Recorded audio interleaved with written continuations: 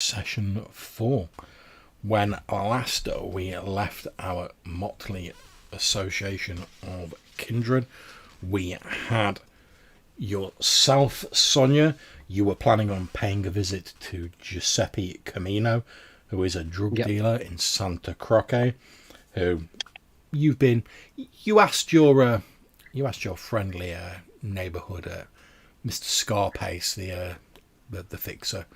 You said you need to work out a bit of aggression. He was like, actually, there's a drug dealer who sold me some like shoddy merchandise. I don't want him killing or anything like that, but if you could make it clear that trying to sell me like shoddy merchandise isn't a good thing to do, that'd be great. Thanks very much.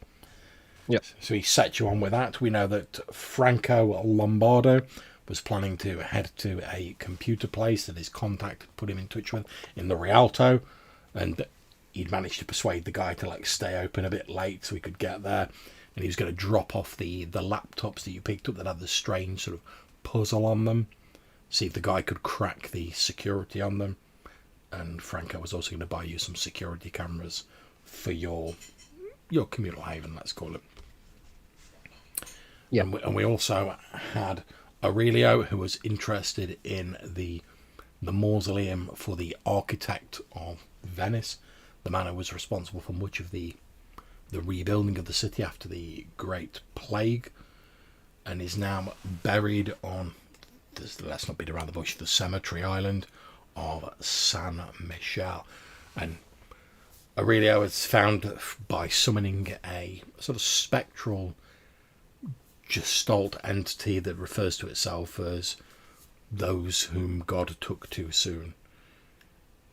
He sent out the spectre, who investigated, determined that it was unable to find any evidence of the architect existing as an unquiet spirit, but it located that there was a mausoleum dedicated to him built on San Michele.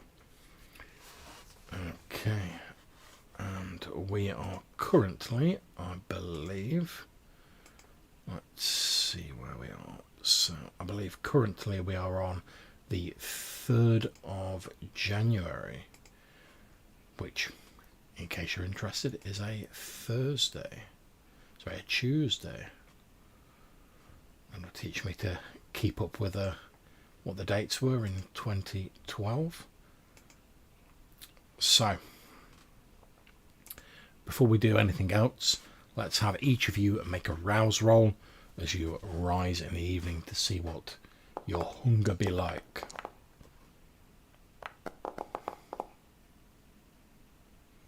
Okay, so if you've got 0 successes, I believe we established that it automatically increases your... It do, John. It's been doing that for me for a couple sessions now. Aurelio is the thirstiest bastard. Yeah, he's really thirsty for that corpse sludge. And that's it, man.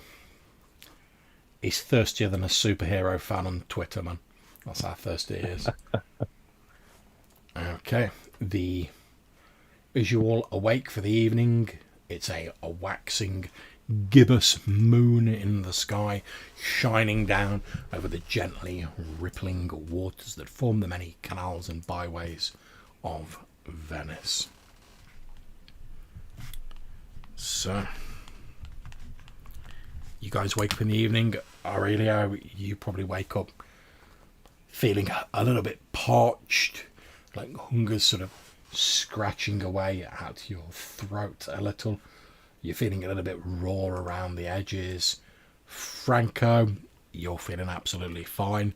There's always a little bit of hunger present because you are a kindred and that is your curse, but you don't feel too bad. It's about as low as it can be for a kindred without fully draining the life out of someone. Sonia, you're feeling a little bit hungry, but you're not too bad. I plan to solve that problem shortly. I was going to say, I fed up quite a lot yesterday. So Indeed you did. With the party the previous evening, topped me up quite nicely. Indeed. And as for a few moments, as you wake up, Franco, you can almost still hear some of the sort of gaudy melodies that you experience when you're out with the tourist anarch coterie the previous evening, and you catch a faint sort of, maybe it's a bit of a lingering scent on yourself, or maybe it's just a wisp of a memory, but the sort of smell of cigarette smoke and booze and like cheap deodorant and perfume, and running underneath it all like a wine dark river, the delicious sweet vitae or blood of these mortals that were basically laid out like a ginormous buffet from which yourself and the others who were involved dipped in, sampled a little bit of, and then moved on. But yes, you all wake up, you're all together in the communal haven, unless you bedded down elsewhere. Forgive me if that was the case, I honestly can't remember. Is everyone at the communal haven? I am. Yeah. Probably, yeah. Okay, in which case, you all awake roughly the same time. You notice like Aurelio was looking even a little bit more paler and drawn than usual, which is quite a feat in his case. What time do we normally wake up? Have we decided that? I would say you probably sort of... Well, do you know what?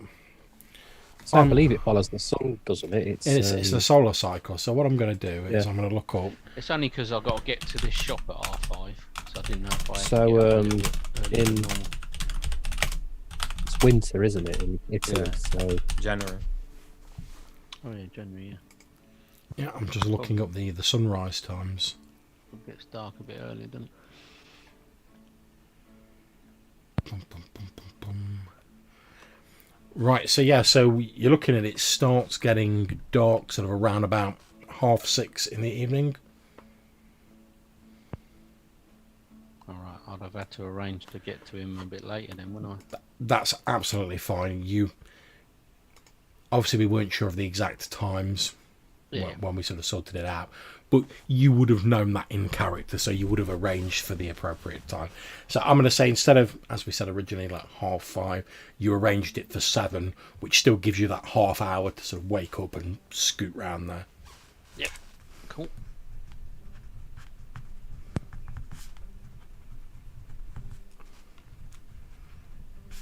Okay, so you've all awoken for the evening. Like I say, it's about 6:30 in the evening.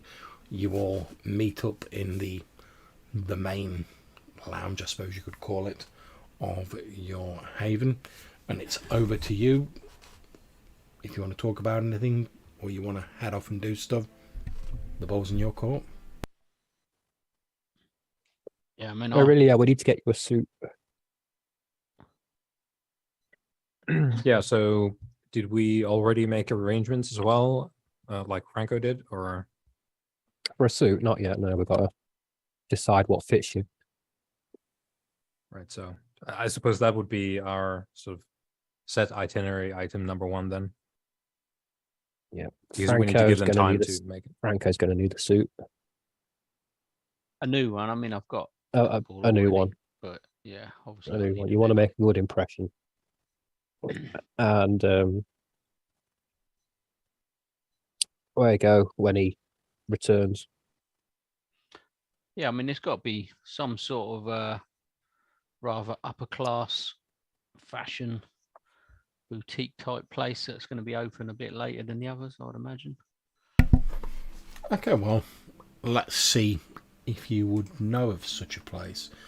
So I'm going to say, if anyone has it'd probably be wits, and investigation will be the default, but if you think you have like another skill that would be more applicable, like maybe streetwise, maybe performance, if you're going to a particularly sort of outre place. Whoever wants to What make about a roll. etiquette? Yeah. Yeah. Okay, now, Franco. Okay. So, I'm going to say that you guys put your heads together. Obviously, Sonia, you're used to sort of ingratiating yourself with the sort of finer things in life, you're quite adept at disarming people with your looks, because they don't know. Obviously, you've got the dead soul of like a hardened mafia leg breaker lurking behind those demure looks. And obviously, Franco, you're pretty well moneyed up and well connected. So I think between the two of you, putting your heads together, you can probably think of a few places where you might be able to go late and get a suit. The easiest place to find one would be 𝐶𝐞𝐬𝐿, which is was once the main route into the city, but now it's like the main tourist area, which obviously does have its downside because it's full of tourists. However, a lot of the shops there, unlike the more traditional shops, are pretty much open 24 hours a day, 7 days a week, because they want to get that tourist money. And obviously a lot of well-to-do people come here, so a lot of these places cater to like fairly sort of well-moneyed visitors to the city. So you're like, oh, we want to find something showy but also like expensive and classy, 𝐶𝐞𝐬𝐿's probably the place to go. 𝐶𝐞𝐬𝐿, which is en route to where Aurelio wants to go. So we can either suit him and boot him now, or suit him and boot him tomorrow. We can make an appointment today, and that way he's going to get the best treatment. Yeah, And the quicker we move, the better, I think, because we need to give them time to make it. We don't want to be stuck in my joggers when we need to go. So I'll go get dressed, and we'll get you to the tailor. And we'll just swing by the old computer shop on the way, just to drop off my IT gear. And then once Aurelio and yourself with the tailor, I'm going to go and deal with something else. Okay. Pop out for a quick bite. Wink, wink. A bite and a little bit of fun. A knuckle sandwich bite. Nah, more like a crowbar. Oh yeah, you're sophisticated.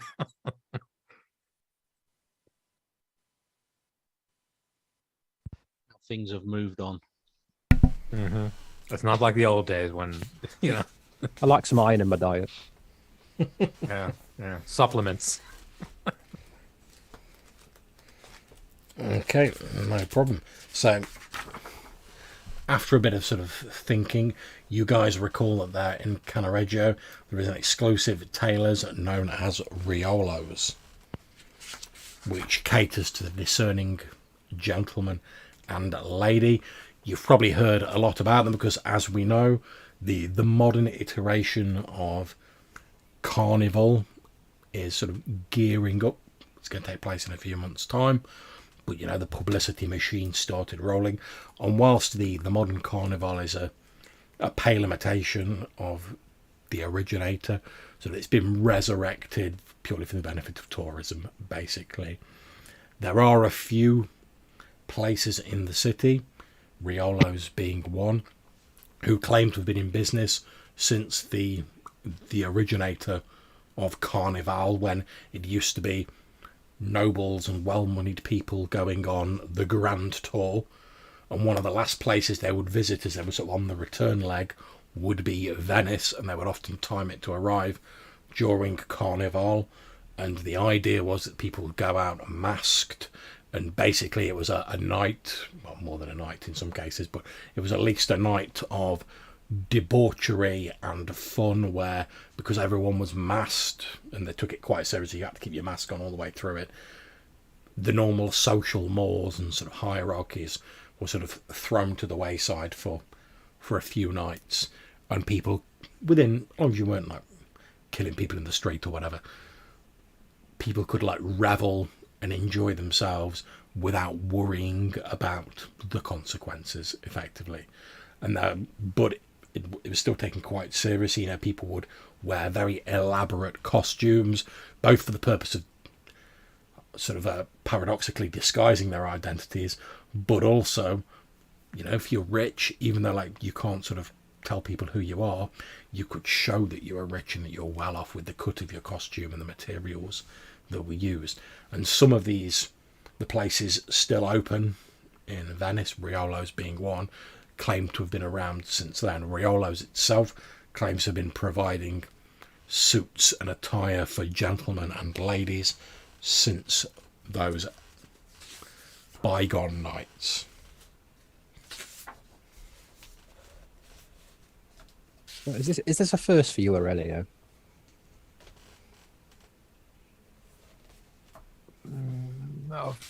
Of this nature, I believe so, yes. Okay. Well, let them measure you. Try not to hit them. I know how tailors work, yes. But That's something.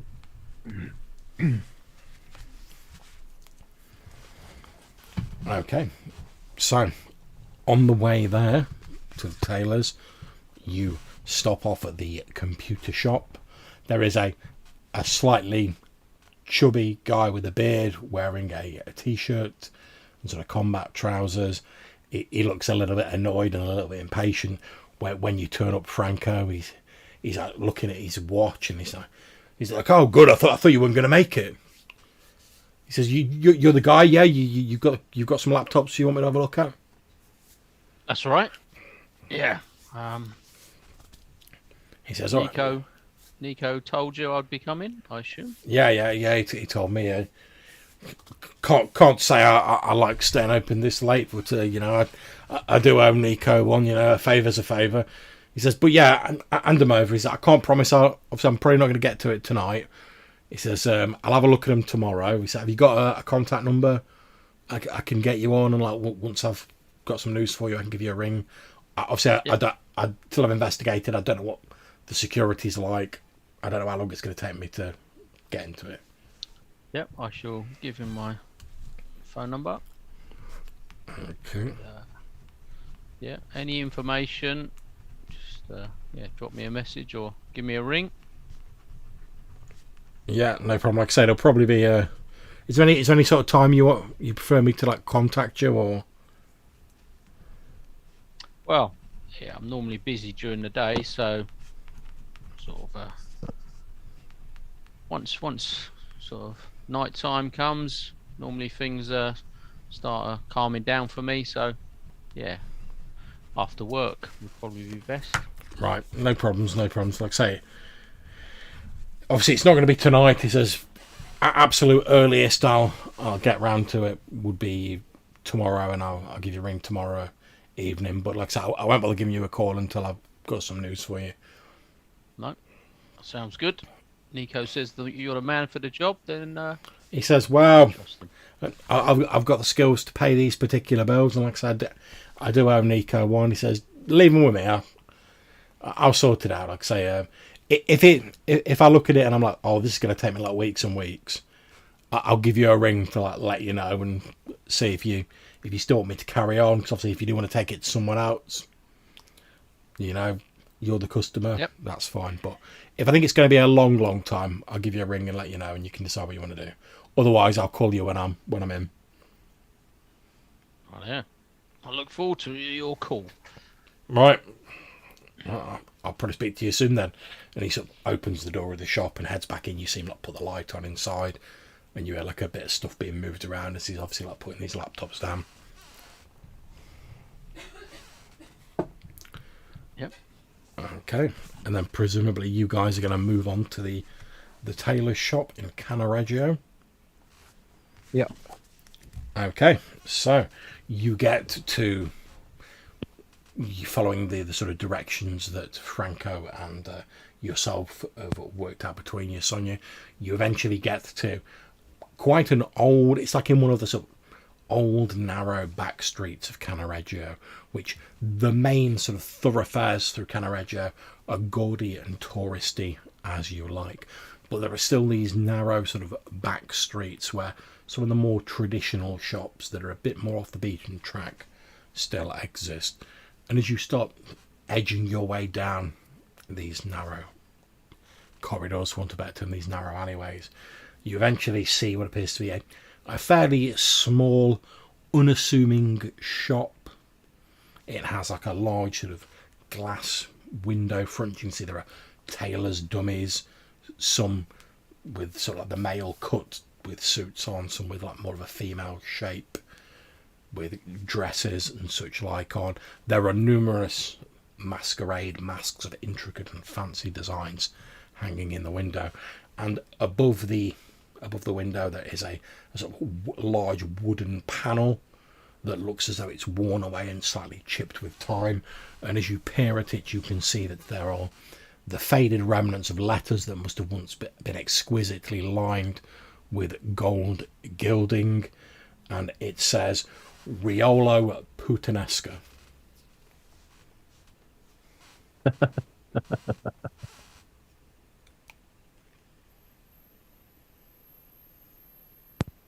Well, let's see what they've got to offer.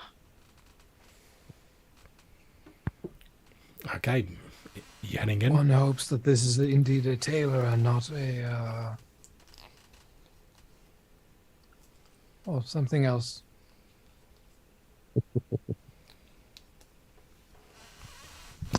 Okay, who's heading in first? I'll go first.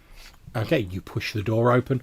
There's a little like bell on one of those springs that sort of goes bring as you push the door open, and you head into this fairly sort of small, sort of quite sort of old-fashioned looking shop. As you look to your left as you go in, you can see there's like a couple of those small curtained off sort of changing areas, you know, the little alcoves built into the walls with a little curtain rail in front of them, and there are all manner of clothes on dummies and hangers and stuff like that, ranging from smart suits in the modern style to fanciful ball gowns, harlequins outfits or carnival stuff, but all of them appear to be immaculately designed, even the sort of off the rack stuff, for want of a better term. After a few moments, as you all walk in, you hear this old voice say, yes, hold on a second, and you see an old man walking out of the back of the shop towards you. He has slightly greying hair and a deeply lined face. He's wearing a fairly smart suit. Almost looks vaguely reminiscent of an old sort of naval uniform. And he has a slightly wispy white beard and sort of receding hairline and quite prominent ears. As he walks towards you, and he appears to be squinting slightly, as though he might be short-sighted. He walks out and he says, Madame, enchanted, and he leans down to kiss your hand, Sonia. Oh, I'll definitely offer him my hand. He very politely and demurely sort of brings it to his mouth and then releases it. And he says, gentlemen, and he holds out a hand towards each of you. Yes. Good eve. He shakes your hand. You see him sort of like, he raises his eyebrows slightly as he feels the cool touch of your hand. So I'm assuming that you've not put on blush of health, given your hunger status. And then he obviously he holds out a hand towards you, Franco, as well. He's like, Yeah, I Sir? try and keep my distance so that his eyesight hopefully won't detect any sort of. He says, it is always a pleasure to deal with special customers like yourselves. Tell me, how may I serve you this evening? These two gentlemen require a suit, and I would like a ball gown, please. I see. Well, I think you have certainly come to the right place. If it is not too... Are you looking for an off-the-rack number, or were you thinking of something more custom-made? Obviously, Certainly tailored. Splendid choice, madam. Splendid choice.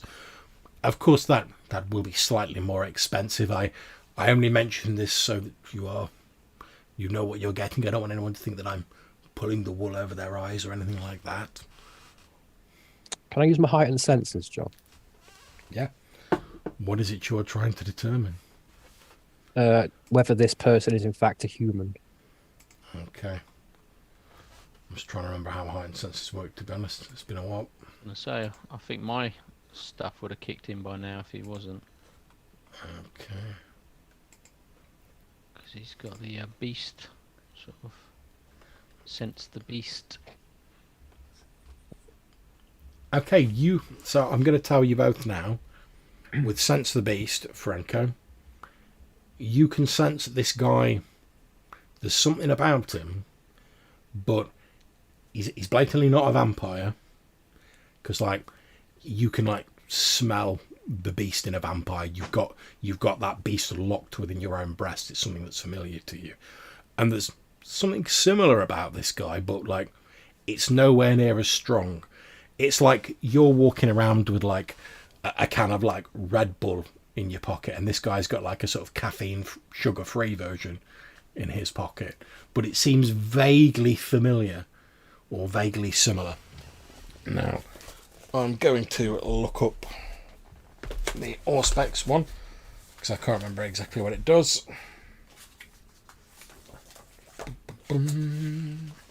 Page 249, John. Thank you very much.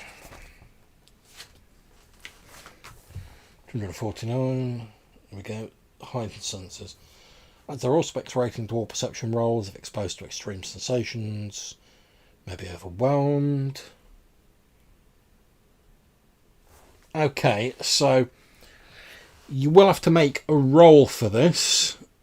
So it's wits plus resolve, Sonia, but you do get to add your Auspex rating to it. It's... Well, actually, hold up a second. Actually, I'm reading that wrong. It doesn't have to be a wits resolve roll. It's a perception roll. So what are you trying to determine about this guy, and how are you trying to determine it? Because that'll determine what the perception roll is. Basically, I'm looking at his heart rate and breathing pattern for his age.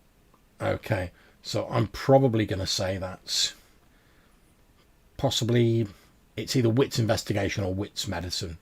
I think you're looking at. You could maybe say awareness if you wanted. But yeah, you make that roll and you get to add your Auspex rating as a modifier to it. Okay, wits, medicine.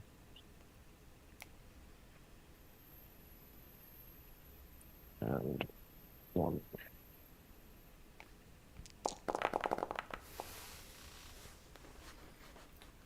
Three successes. Okay. So you can tell that this man, Riolo Putanasco, does indeed have a heartbeat. He has a strong pulse. In fact, the thing that sort of you find slightly odd is, given his age and his appearance, you would expect his heart rate to be a little bit weaker. His pulse may be a bit weaker because of age. But he has, like, this sort of strong heartbeat and pulse of, like, a man in his, like, mid-20s. Even though he's blatantly sort of... He looks like he's knocking on 60. And you notice that as you sort of... Now you're paying more attention. As he moves, he's not sort of hobbling around like he's an old man. He's like... Again, he's like moving around quite sort of swiftly. He's like taking your measurements as you stood there. And he's chatting away. And I say he seems to have the energy and the sort of assurity in his movements of a man easily like 20, 30 years his junior. Now, we are aware of ghouls, aren't we? Yes. You are all aware that as we've said previously, someone drinking blood from the same vampire develops these artificial feelings of attraction to them. And if a vampire feeds someone their blood, a sort of a thin sliver of their vampiric power passes into that person, and they become a sort of bonded servant / slave known as a ghoul, where they have some of the vampire's weaknesses, like, you know, they might feel a vague sort of whisper of a vampiric frenzy, but it's it's mild compared to what a vampire experiences. A ghoul getting into a frenzy might be a bit angry and a bit shouty for a bit. He's not going to like tear someone's head off like a vampire might do in the grips of hunger frenzy. But they also only get a little whisper of the power, so they might be a little bit stronger. They might be a little bit faster, but it's nothing compared to the power of an actual vampire. But they can go out in the daytime, so they are useful servants. So I will say to him, so is there no family discount? He says, but of course family is an important thing.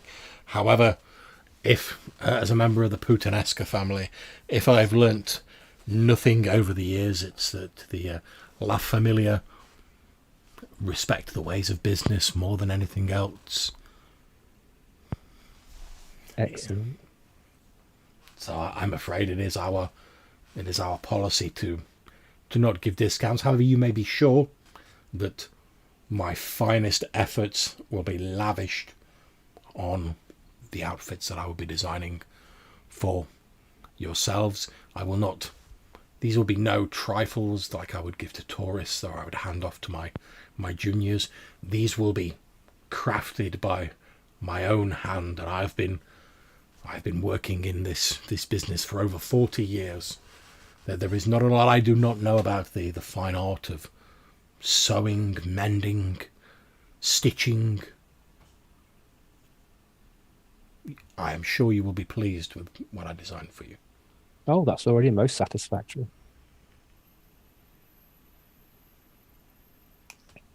Anyway, I shall leave you with these gentlemen, and I shall return tomorrow to measure for the dress. He says that will not be necessary.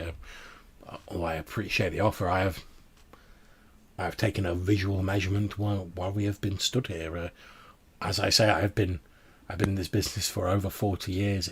It does not take me long to appropriately size up a person. What I would suggest, dear lady, is that I create the suits and the dress, and then we will, once they are created, we will have you in, and we will make the last few minor adjustments that will make it just so. It's fine with me. Is there any particular time scale that you require this for? I assume, and apologies if I am ignorant, but I assume you are, and he smiles almost as though to himself, I assume you are to be attending a large family gathering soon. This is correct, yeah.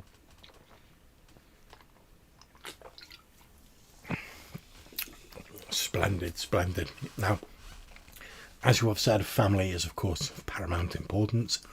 Would you care to rest and take, and again he smiles a little bit, but in a sort of genuine, quite warm, sort of friendly way, would you care to sit and take refreshments whilst I go and get some swashes of fabric for you to choose from? Your pale friend over there indeed seems quite famished. Yes. It's not as if we are going to go anywhere else.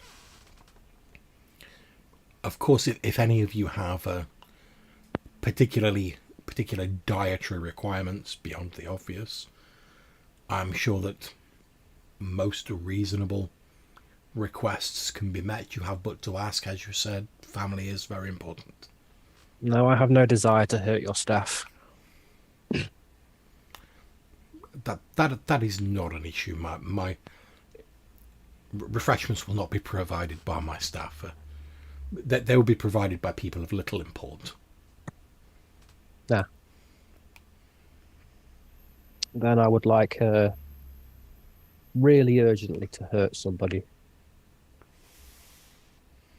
I apologize for the directness. I'll say to the master of the house. Well, that was not, dear lady, that was not the sort of a refreshment that we had in mind. I was thinking more of a nourishment for the body rather than for the soul. No, I'm already scheduled for a feeding, thank you. Very, very good then, very good. Well, if you would care to return here tomorrow evening, I'm sure I can have the rough designs ready for the few final tweaks, and then it'll probably be another day or two to fully sew the finished items together, if that's satisfactory to you. That's fine. Something in silk for myself. Believe either linen or cotton for the two gentlemen. I trust the maestro to select. And since you are going to such an august gathering, and I merely suggest this as an option to you, but obviously your wishes are paramount. You are the customers after all. Do you simply wish for a fine suit for the gentleman and a fine ball gown for the lady, or do you wish for something that makes more of a statement? I am aware that at such gatherings, even though, shall we say, the fires of family disagreements have burned low recently, I am aware that there is still a certain competitive edge to such family gatherings. But always make a statement. For my part, As I gesture at my cassock.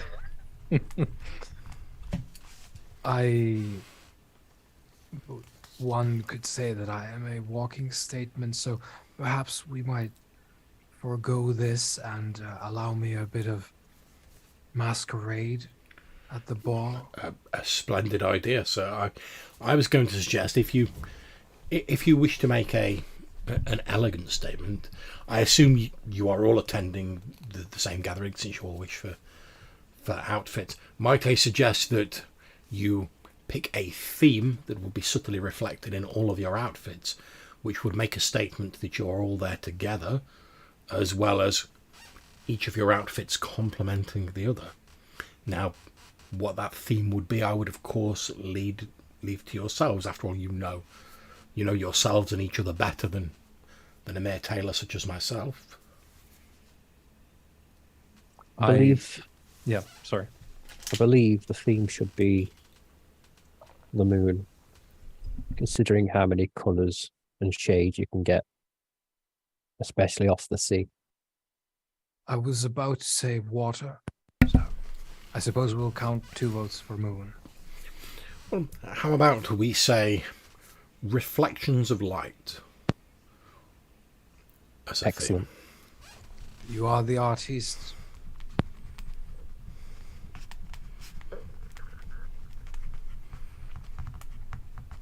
Splendid. Well, as I said, if you call in tomorrow evening, I will have the rough mock-ups designed by then. I will spare no expense working through the day tomorrow to get these ready with all the artistry my old hands can muster. And I'm sure To be clear, sorry. To be absolutely clear, don't make another cassock. No, of course not, sir. Of course not. That has been an issue sometimes. I understand that. Thank you.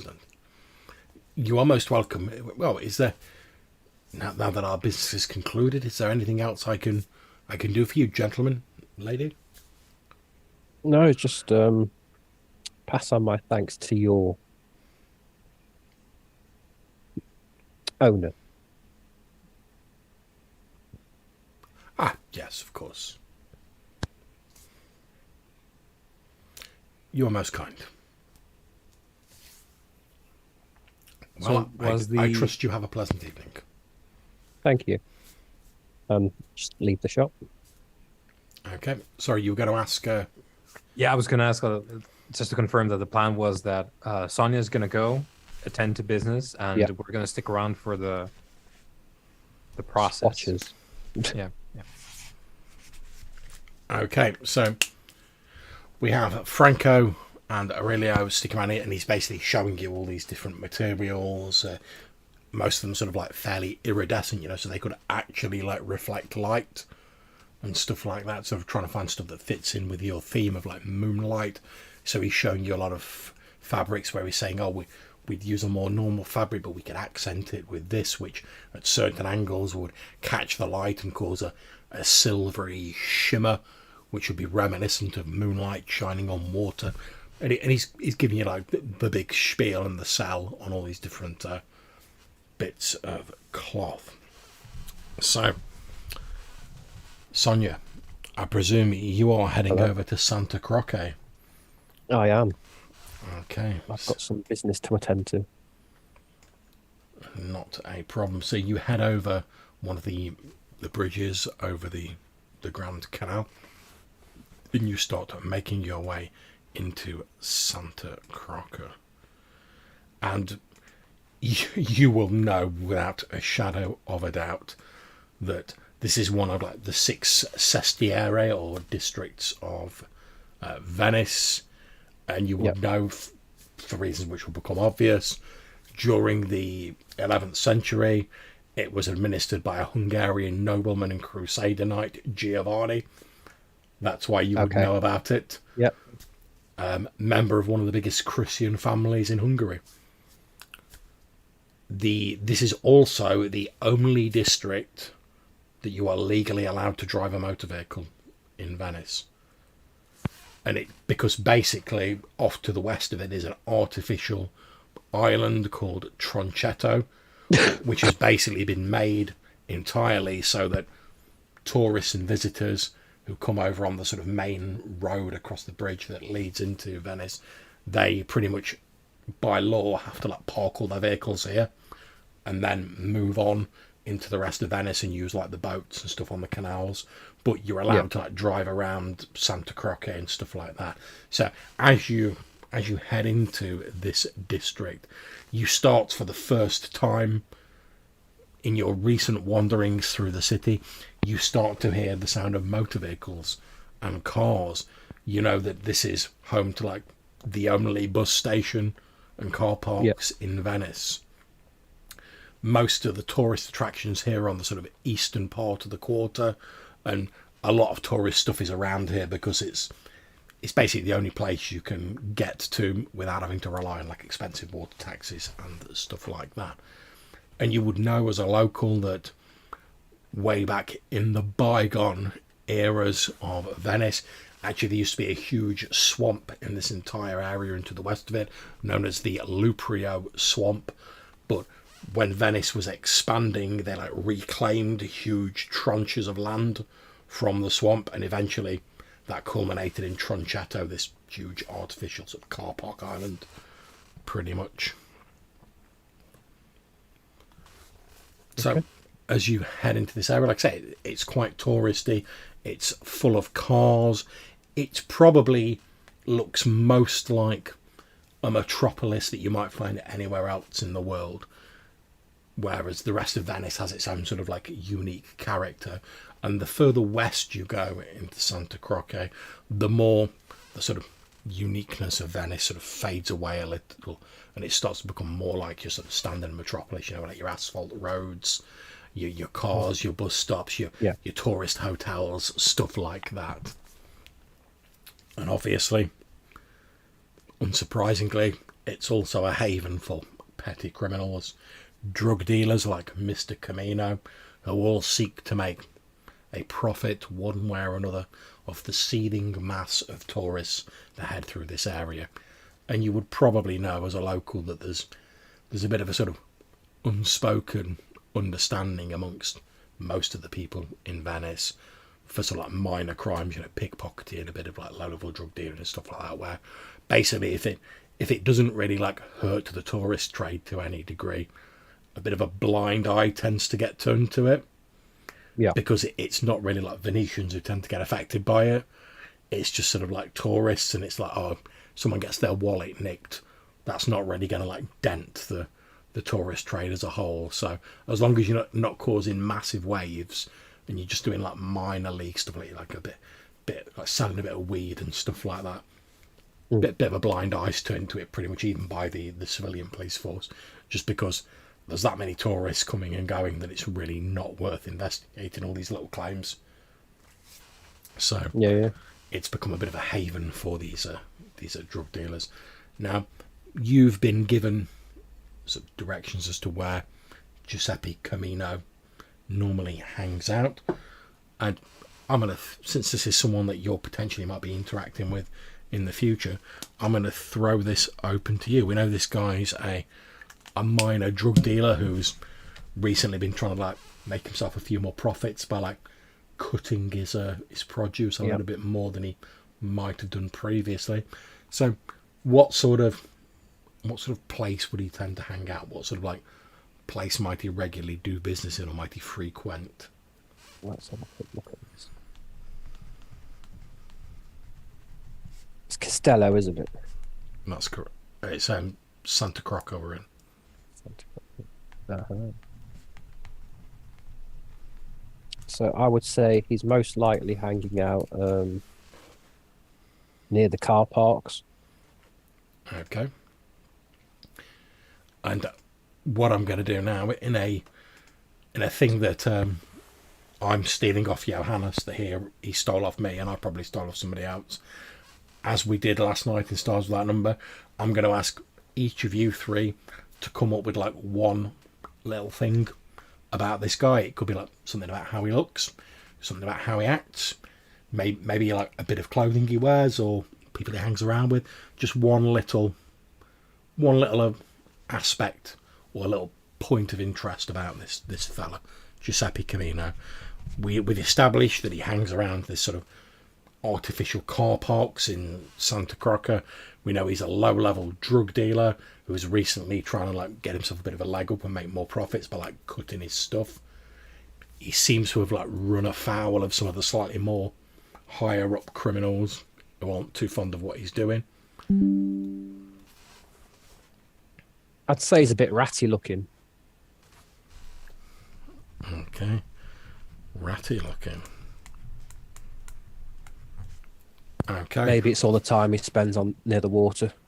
Yeah. Okay, so Franco and Aurelio, what's one other thing about him?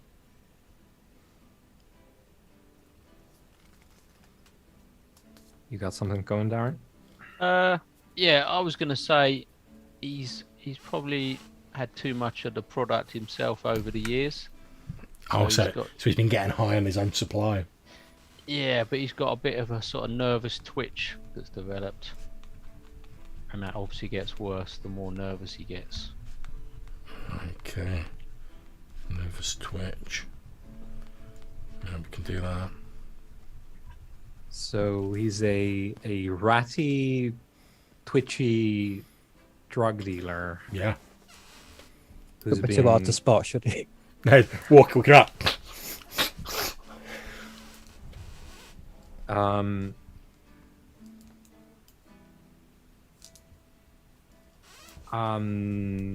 don't know what the scope here is, but Well, just try it. Worst, I'm going to say, let's turn Yeah. it down a bit. I was gonna say, your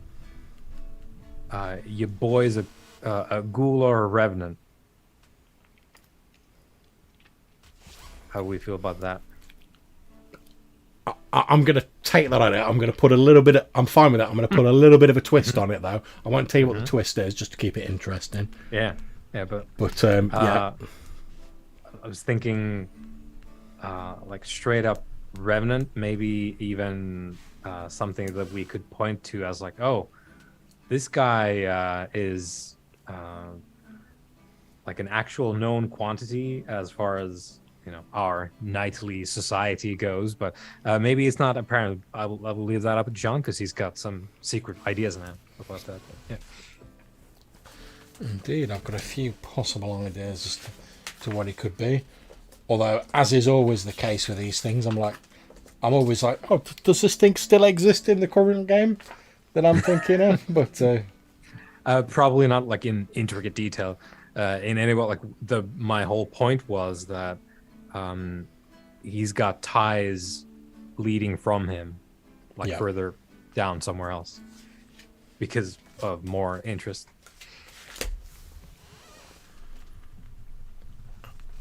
Okay, that is absolutely fine. So, as you follow the directions you were given, you eventually track down this fellow, this Giuseppe Camino, to the edge of a car park. As you approach out of a side street, Sonia, you see he's actually stood by a car that appears to be, it's got foreign plates on it, so presumably they're tourists inside.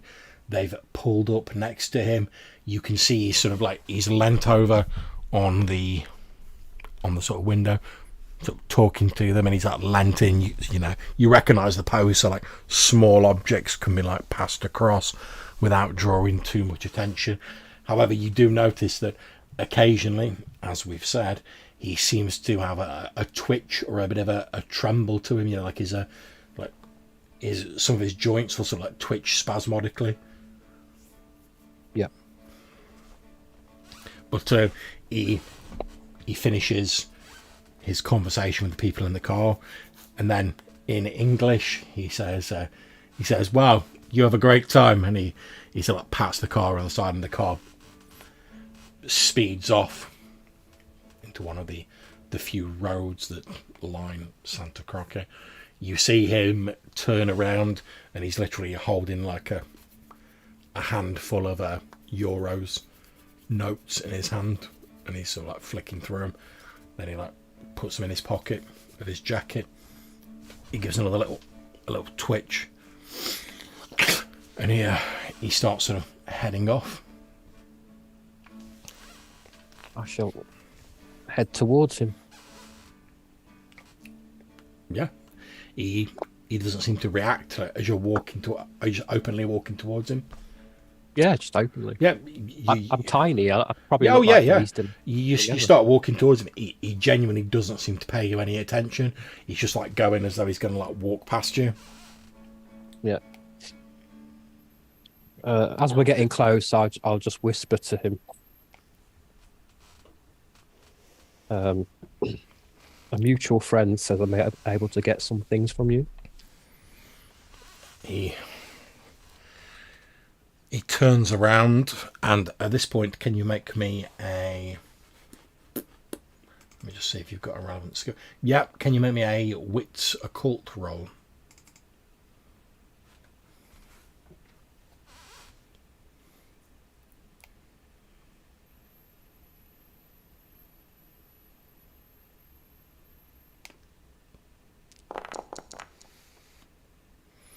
Okay, 2 successes. As he turns towards you, for a moment, just for a split second, for a moment, his eyes appeared to go dark, as though the black part of his eyes had sort of grown to like completely cover the whites of his eyes. They're like entirely black, but it's literally for a moment, and then he blinks and they look perfectly normal. And right. he looks over at you again. He sort of gives a bit of a twitch, and he says, "And what is it you want?" Powder. He twitches again and says, "Well, if you've got the money, I've probably got what you want." Well, let's just keep moving before the police turn up. There's a couple around the corner. All right. Before we go anywhere, though, I don't mind me saying this. You can't be too careful in my line of business. Let's see the colour of your money. I'll just hold out a roll of money. Yeah, you like pull out a roll of money, and he's like, "Yeah, that'll do it." And he says, "Right, where do you want to go?" Just round the back here, away from the... It's powder. It's not meant to be. He says, "Hey, I just provide it. What you choose to do, Oh, no. it's not my business." Oh, it's for a party of foreigners. It's fine. Right, lead on. And he Yeah, I'll lead him round the back and away and follows after you. into a secluded spot.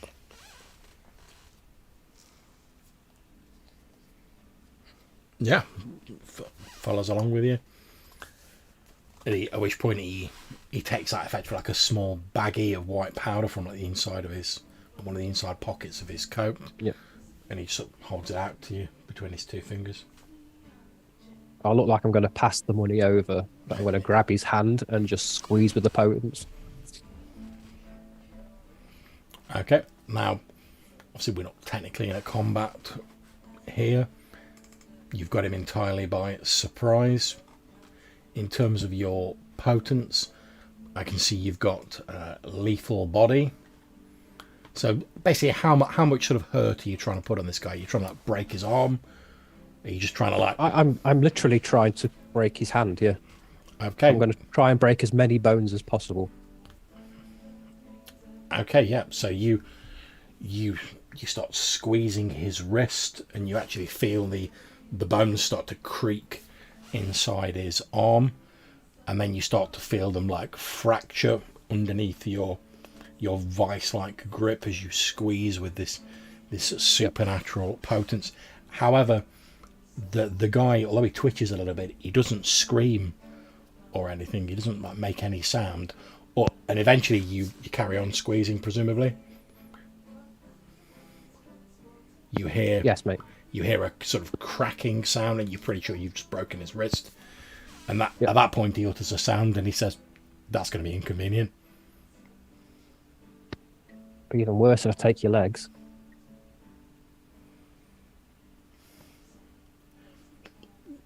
Yeah, that'd probably set me out of business for a night. Mm. Why are you cutting product? Well, he sort of looks at you like you're a bit simple, to be honest. He's like, well, to make more money, obviously. But the people that actually run this town, they don't appreciate you cutting anything. He's like, listen, love. And you're still sort of holding his hand, which is sort of flopping around like bonelessly. Yeah. He's like, look, I can tell you've got some super secret special sauce, and you're obviously quite capable of putting the hurt on somebody. So I'll say that I'm impressed.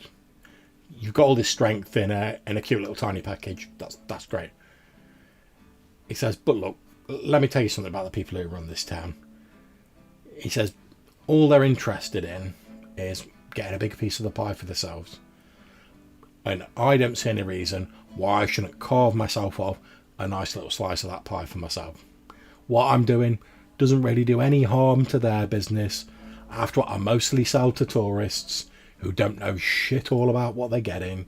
So if I cut the powder down a bit and I make 3 sales instead of 1, I get 3 times the money. It's mostly going to tourists. Who the fuck are they going to complain to? What are they going to do? Go to the police and say, oh, this like low-level drug dealer I was dealing with ripped me off with these illegal drugs I was buying. And to be honest, most of them don't even know the fucking difference anyway. They snort it. They're probably drinking a load at the same time. They get a bit high, a bit happy, a bit giggly. They have a bit of a drink, a bit of fun times. Everyone's happy. I get my 3 sales. I'm happy. Who's hurt by it? He's like Those above. He's like, to be honest, love, he's like, if you're looking for a villain or someone to take your anger out on, like, I'm not even in the same pond as like the real villains in this place. He's like, you'd be far better served taking out your anger on somebody else.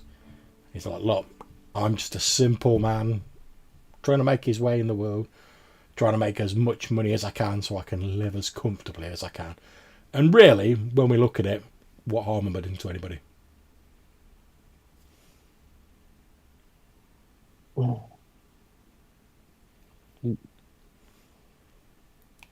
just going to start hitting him.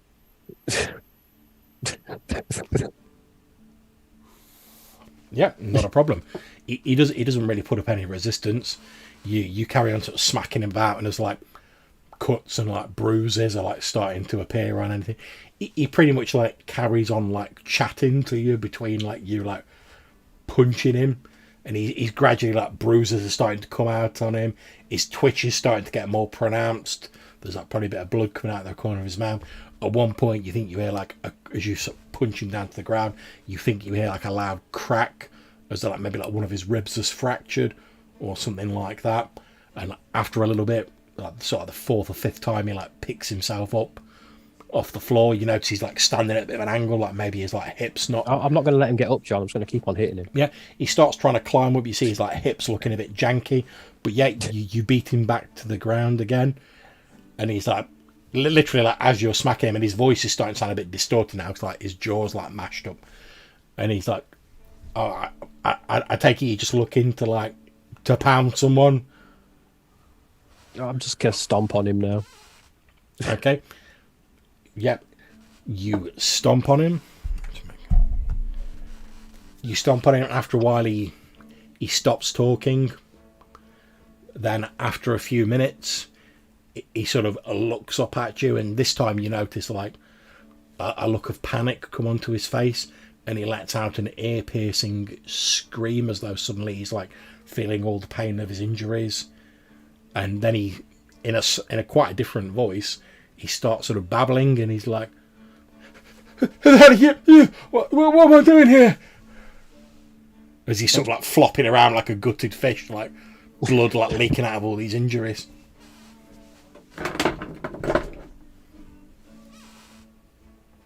And he looks quite bewildered all of a sudden.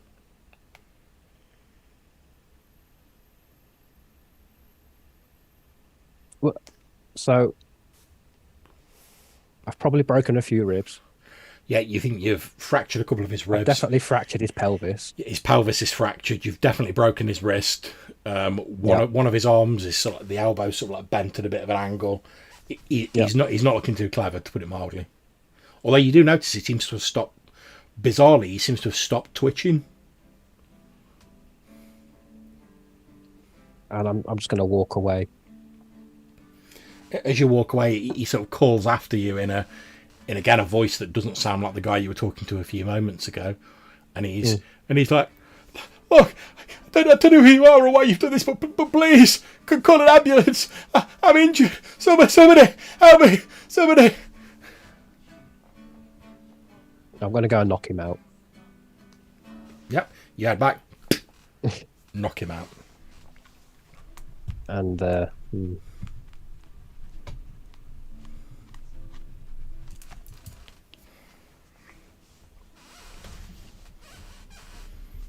how close is the nearest canal without being seen?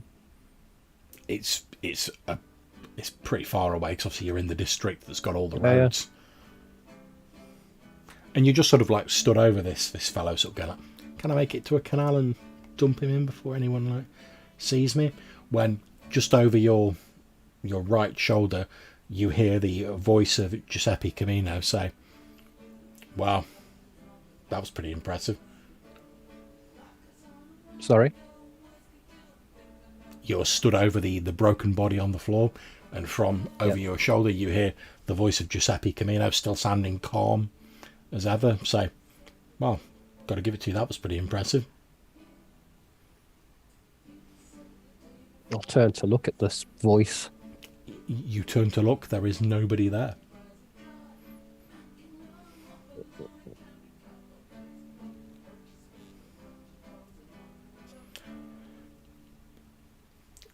From seemingly from thin air, you hear the voice again say, "Well, I think he's done for." Absolutely right.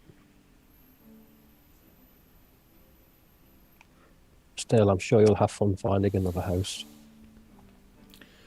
Perhaps, but if it's any comfort to you, it'll take me a while to find another host. I'll have to reset up my business, remake all my contacts. So, if it makes you feel any better, you have inconvenienced me.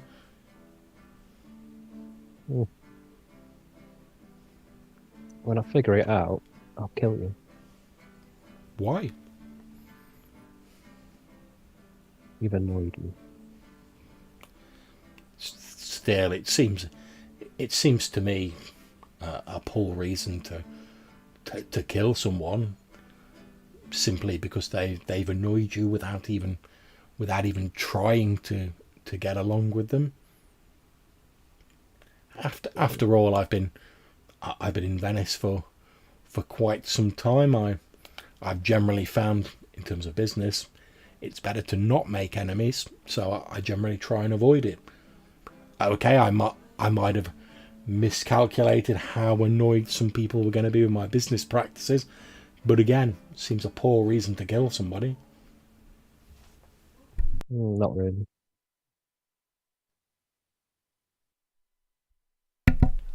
Well, as you say, if I can't dissuade you of the fact that there's not a great deal I can do about it. So true.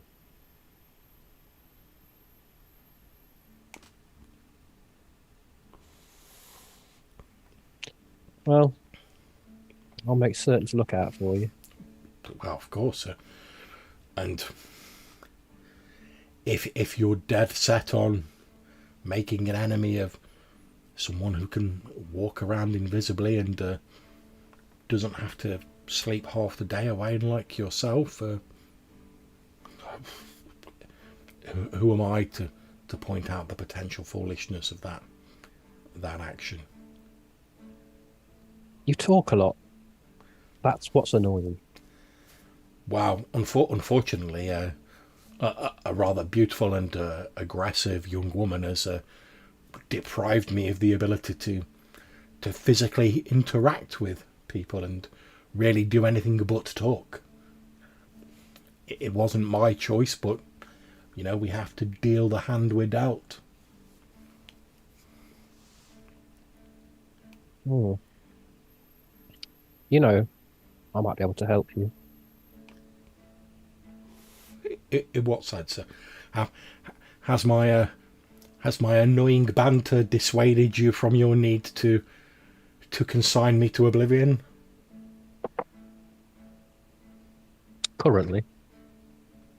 Well, I do hope so. As I've said, I've always thought it was better to make friends and business acquaintances than enemies. After all, surely even your kind, long-lived as you are, must appreciate that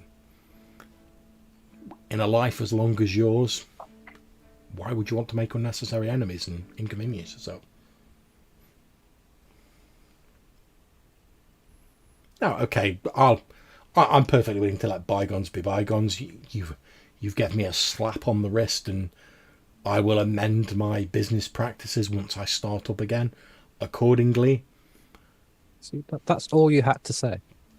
Well, but that's considerate said. That's why they have people like me. If you're not following their rules, they don't want you. I'm not sure I'd use the word people, but I take your meaning.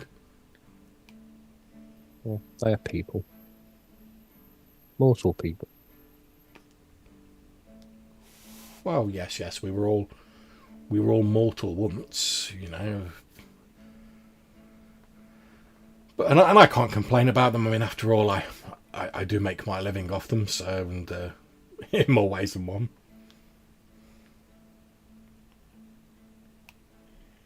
Right. Besides, it's either find someone to possess within a reasonable amount of time, or you're going to get drawn down into the maze down below, and well, I don't fancy that if you're to be honest. So I won't annoy you any further. I can already feel it start to tug me, so I'm going to take my leave now and go and start looking for another suitable home. Well, when you find one, maybe we can talk. Sounds You have my word. We will talk. Okay. Is there any way I can get in touch with you? I'll give him the number of a burner phone, John. Yeah, absolutely. You will have no problem getting a burner phone. Yeah, you give him the number of a burner phone, and he says, yes, sir. He says, I've got to admit, the whole sort of a tiny, beautiful woman, but with infinite cosmic power. I kind of like the look. I can see what you're going for. I might consider that myself when I'm looking for a new vehicle. Anyway, I've got to get going. Like I say, I can feel it tugging me. I'll see you soon. And as you say that, the voice starts getting like fainter and fainter, like the presence is like receding from you, and eventually it disappears. I'm gonna go and kill the person, and then use ashes to ashes on it. Yeah, not a problem. You kill the person, and it's oblivion, isn't it? Yeah, it's hold on a second. I'm looking at it at the minute. And I believe that gets you a stain. One rouse check. stamina and oblivion versus stamina and medicine or fortitude. Okay, we've pretty much got like an unlimited amount of time, so I'm willing to say it succeeds. How does it work in terms of Johannes? Because you do this more than anyone else. How does it work in terms of getting a stain? If you roll for the thing, Okay. ones and tens on the roll give you a stain. Okay, so we will have you make a roll. You're not going to fail. It's just see if you get any of the like ones and tens. Okay, so we need a. That's a stamina and oblivion. Yep.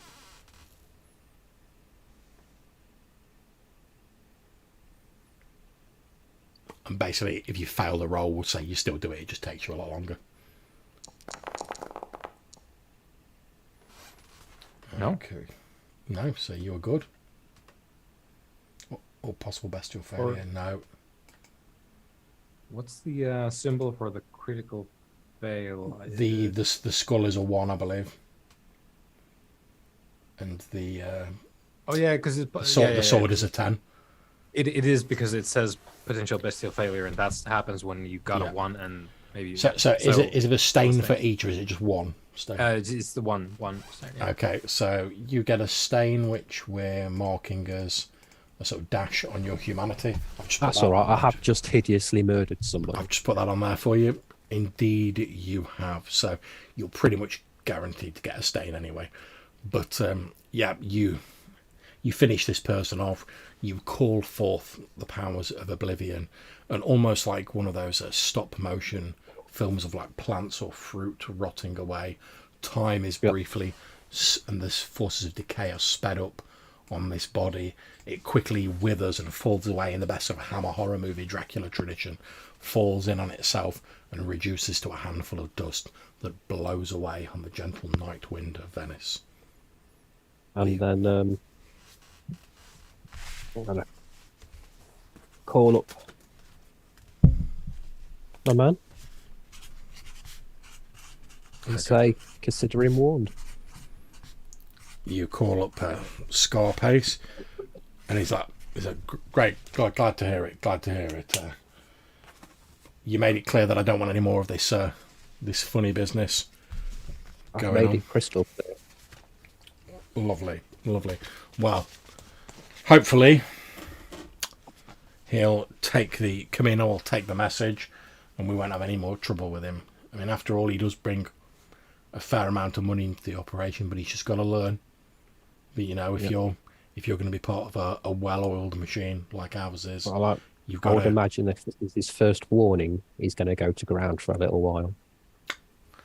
Quite possibly, but let's hope when he pops his head above the water again, he'll have learned the most important lesson of doing business in Venice: that you've got to pay your dues.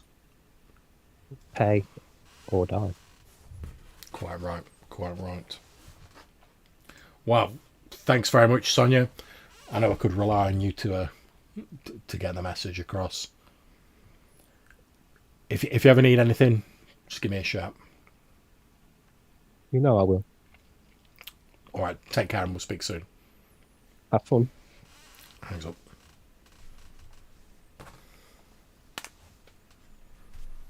Okay. So what's the plan next, guys?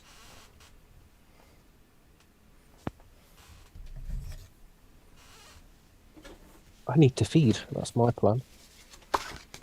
I was going to feed on the poor victim there, but no idea what was in their blood, so I can't do it. If they look remotely like a junkie, I can't go near it. Fair. Okay, so what is your sort of method that you plan? Because we'll abstract this, so we're not dwelling on it. What is your planned tactic for feeding? Like, how do you plan to go about it? My planned tactic is usually to find some form of BDSM service and just order somebody that can be playfully beaten, even though they won't be playfully beaten, but they'll forget about it. Okay, so I'll say effectively you're trying to do like the sort of scene queen style of feeding. You know, you're trying to find someone of a particular scene that you can easily feed on. So the role for that is going to be manipulation plus persuasion.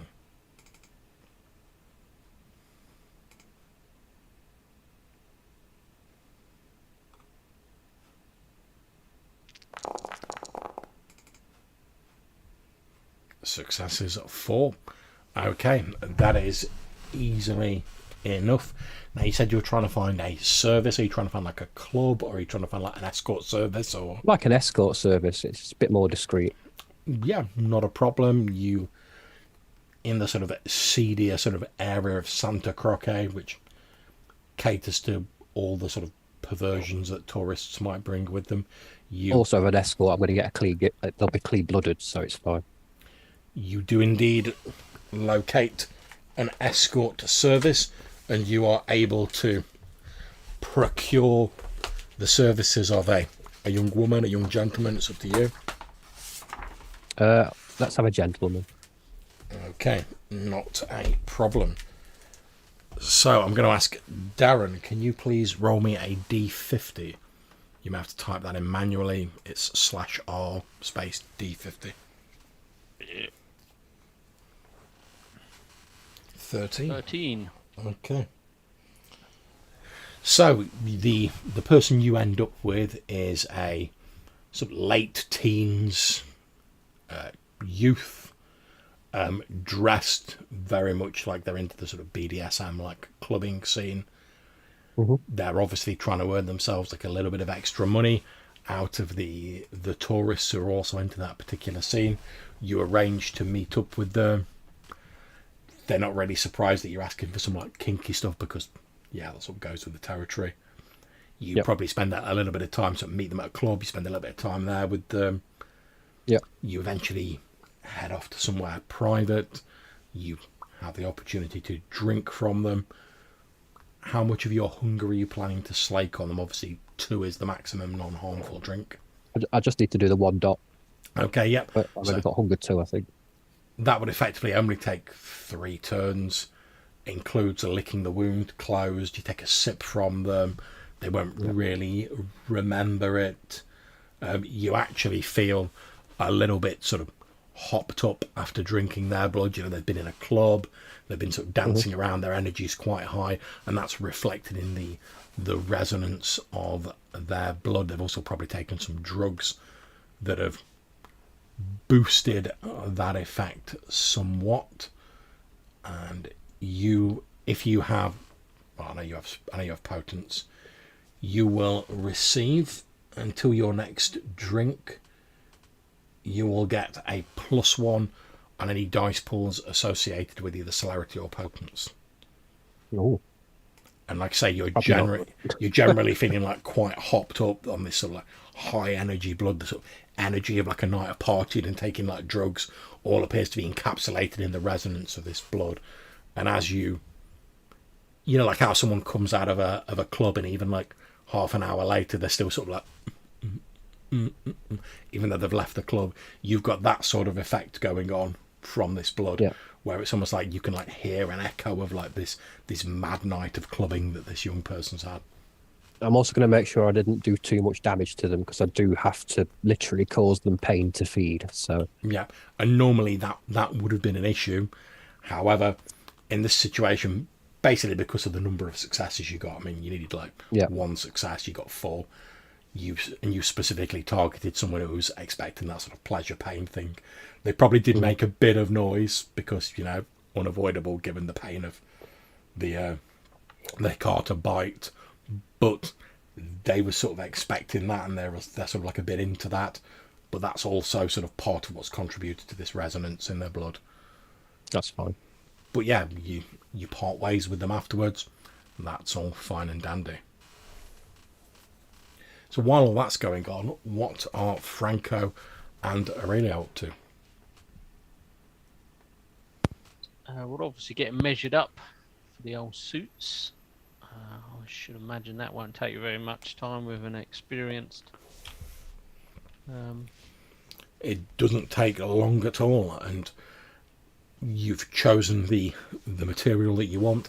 And obviously, before we get to probably like in a few sessions time where we're actually playing out the family gathering, if you want to pick out a picture from the internet or something similar of a suit you think would work for your character, obviously keeping the theme of sort of like reflected light in mind, feel free to do so, and that will be the suit that Mr. Riolo has produced, and it will be of exquisite quality because he is a master tailor, which unsurprisingly he has ties to the Giovanni family, as was now part of the Hecata, the Puttanescu being an offshoot of the Giovanni family.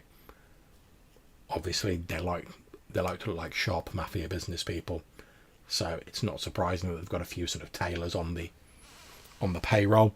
Although you might be a bit surprised, Aurelio, to note that it's a Puttanescu, because they've always sort of had the reputation as like, oh, they're the sort of red-headed stepchildren of the Giovanni family. They're the sort of like low-level like thugs and leg breakers.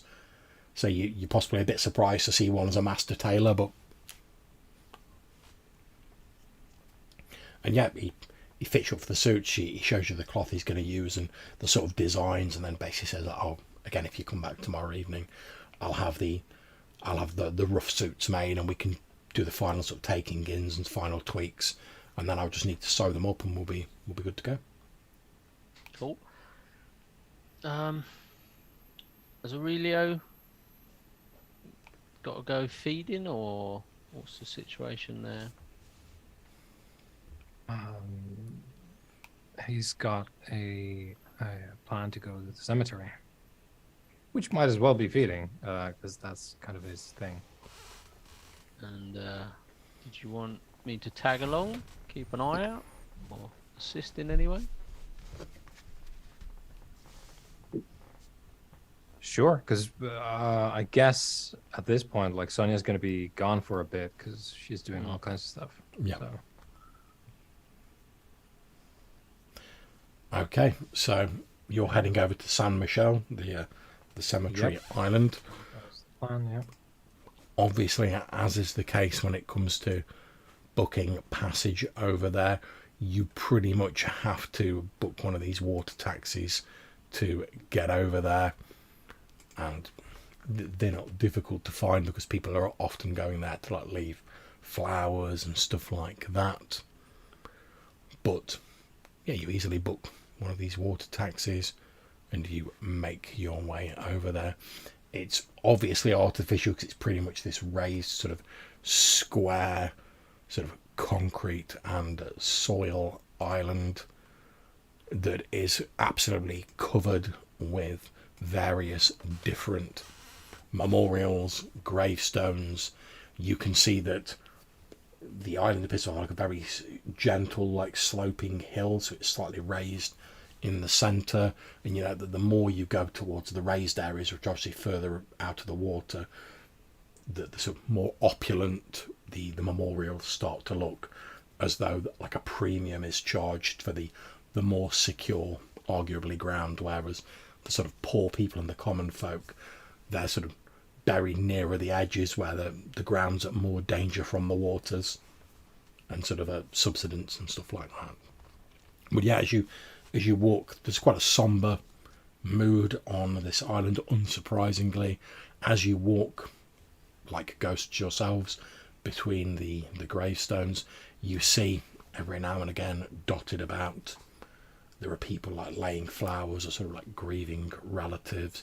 You can also see a number of other sort of boats when yours pulls in. Obviously you tell your boat to wait for you, which yeah, they're fine with. A lot of people just pay a boatman to bring them over here. They say, oh, wait for half an hour and we'll be back. It's a pretty standard thing. You can see a few other boats, no doubt, waiting for people to return to them, and you make your way onto the island. What's the plan?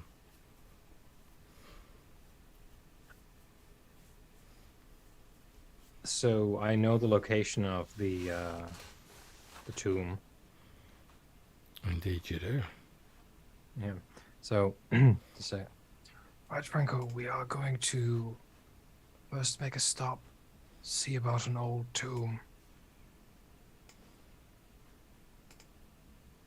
and I'll start heading towards that. Now, is it going up to the upland areas, or?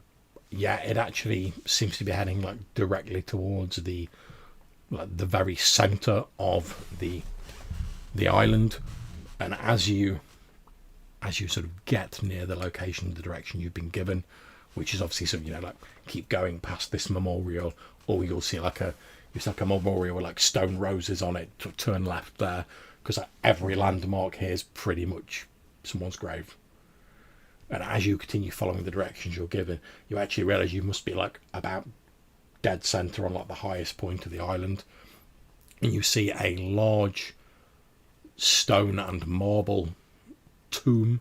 And when I say large, obviously space is at a relative premium here, but it's quite tall, although the actual sort of frontage of it is fairly narrow because space isn't available.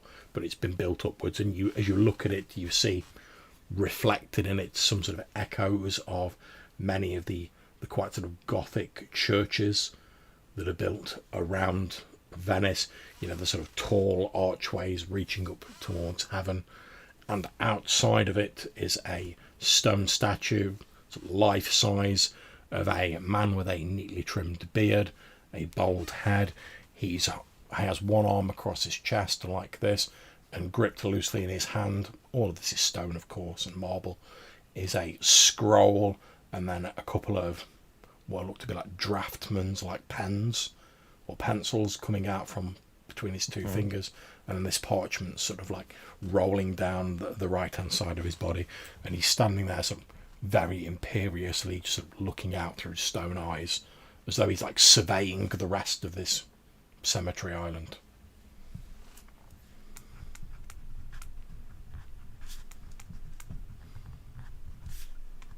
Witness the architect of the city. Now, Looking about, John, is there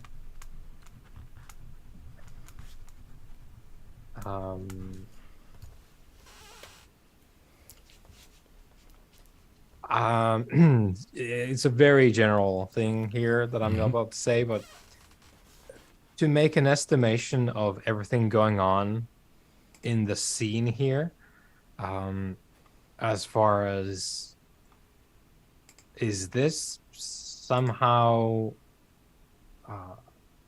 relevant or resonant or clearly just indicative of the dark arts in any way? Like, I suppose what I'm saying is there anything to decode Make me a wits occult roll. around here? Yep. Okay. Cults, wits.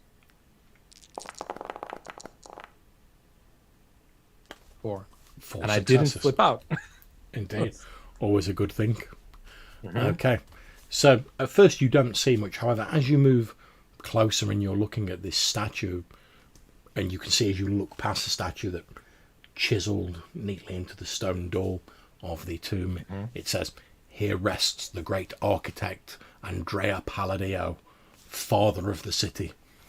And then as your attention turns back to the statue, you eventually look down and you see that although it's quite faint and there's a little bit of sort of like moss growth and stuff like that on the statue, you can just about make out, although most of this stone parchment that cascades down appears to be like overgrown with moss, because that seems to be the side that's facing the sun, you can just about make out that there's some sort of design chiseled into the scroll, but it's pretty much entirely obscured by this moss that's growing over the top of it.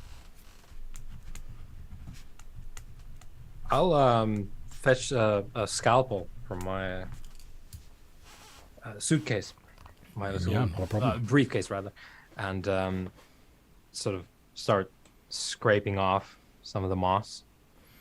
Yep, you start scraping off the moss, and you can indeed see, although it is faded somewhat with time, there is indeed a design carved into it, and it seems to show a maze very reminiscent of the designs that you saw hastily sketched by the poor and perhaps possessed priest, Father Loredan. very good. And as you look at it further with that amount of successes, you notice that, as I've said, the sort of loose hand where he's got like the two sort of draftsman's pens coming out the top, you notice that the centre finger seems to be sort of extended slightly and is like pointing towards the maze on the scroll. something like that. Yeah.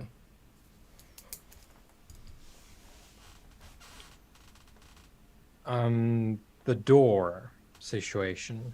Indeed. What are we talking about lock-wise? Or any barricade? Okay, situation? there doesn't appear to be a lock on it. The door appears to be made from a single large piece of like heavy stone. And that, Yeah. as I say, on the front of it is the legend I mentioned previously, and then in much smaller writing, so you're only seeing it now as you're getting closer. Underneath it says, "Born in the year of our Lord 1508, and left us in the year of our Lord 1580."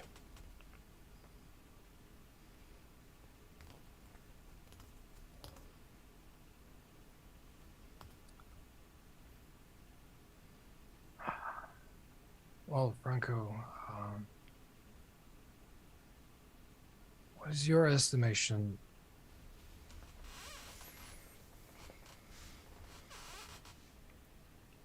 Could we open this? Are you very strong, like Sonia is? Probably not as strong as Sonia, but happy to give it a go.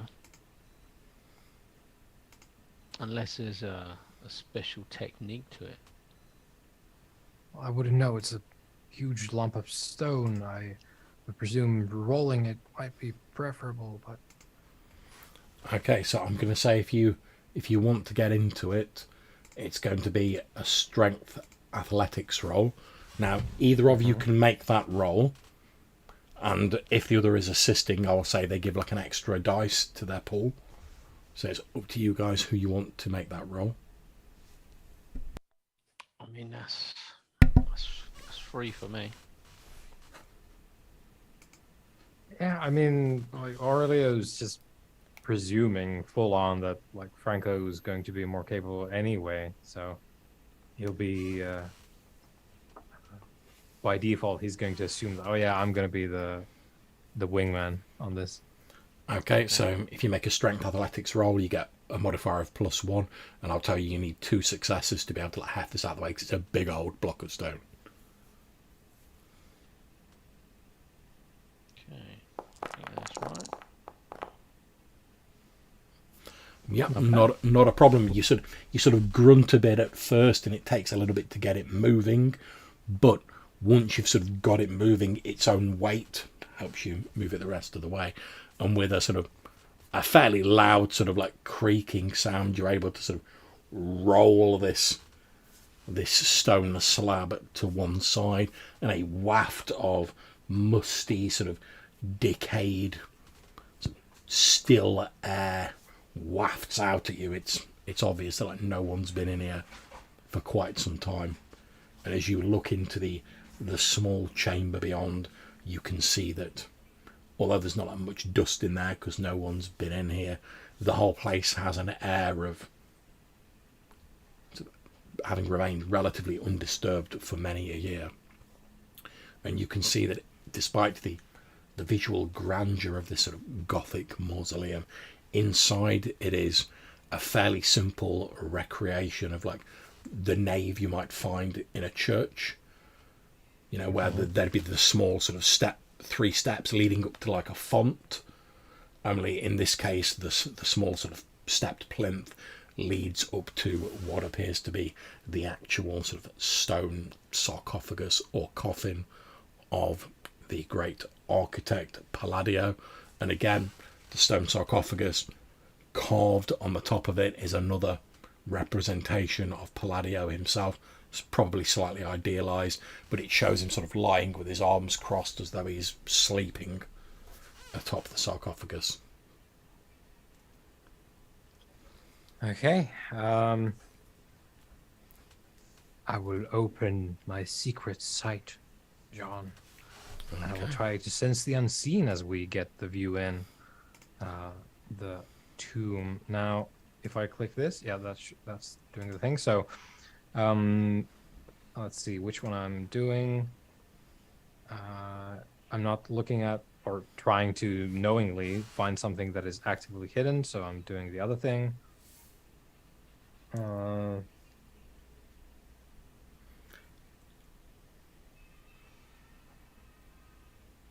Okay, so resolve on all specs, I think.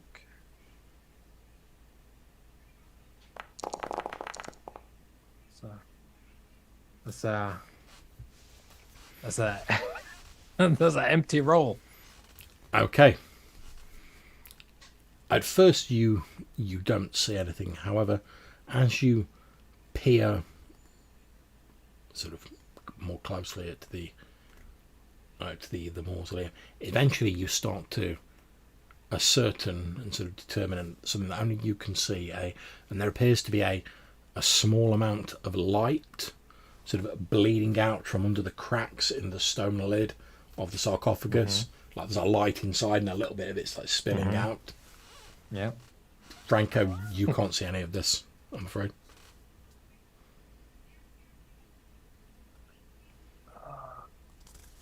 Franco, do you believe in God? I think there's something there. And as you say this, there is, to your ears only, Aurelio, there is an incredibly loud boom, like an explosion. The lid of the sarcophagus, with this depiction of Andrea Palladio, flies off the sarcophagus. Obviously, you see that, Franco. The stone lid just like ejects itself off the top of the sarcophagus. Doesn't land anywhere near you guys, just like falls onto the floor. To you, Franco, inside the sarcophagus, you can just see what appears to be bones and the long decayed remnants of presumably this architect, like wrapped in a decayed burial shroud. You see no light or anything like that. To you, however, Aurelio, you see what appears to be a blinding light emanating from inside this sarcophagus. And as you sort of look inside, you see what appears to be a long sort of corridor leading down through the sarcophagus into what appears to be a long stone corridor that seems to move away impossibly far below the ground. And you know that the mausoleums don't go down that far because the island doesn't go down that far. Yeah, generally, because you... yeah. And at this point, I'm going to ask, can you please make me a strength athletics roll? Me? Yep. You and only you. Athletics strong. Here we go. Okay, you'd get one success, however, so it's not a bestial failure. Well, But that's unfortunate for me. for you and only you, you feel that as you're looking at this, it's as though the light from the sarcophagus is actually pulling you towards it, and you can feel your... Obviously, you're like leaning back, trying to sort of go against this, but you actually find yourself sort of like pulled like a few inches bodily towards the sarcophagus. And obviously, Franco, although you can't see the light or this tunnel, you can see Aurelio sort of leaning backwards as though we're like against like a great wind or a storm, and you actually see him slide forwards a few inches, and it's quite clear that like he's not moved himself because he's like and just being sort of dragged bodily forwards by some force that you can't see and doesn't appear to be affecting you in the slightest. You're just stood there like... Yeah, I think at that point he'll try and grab hold of him. Okay, yeah, Assist him from make being me dragged a strength forward. athletics roll. Assuming that obviously he doesn't want to do that. Okay, let's try that. Okay, success is 1. Yep. So you find yourself steadied by Franco grabbing hold of you, and eventually after a few minutes the light in the sarcophagus fades out and you feel this force that's pulling you ceases. Whoa, what was all that about?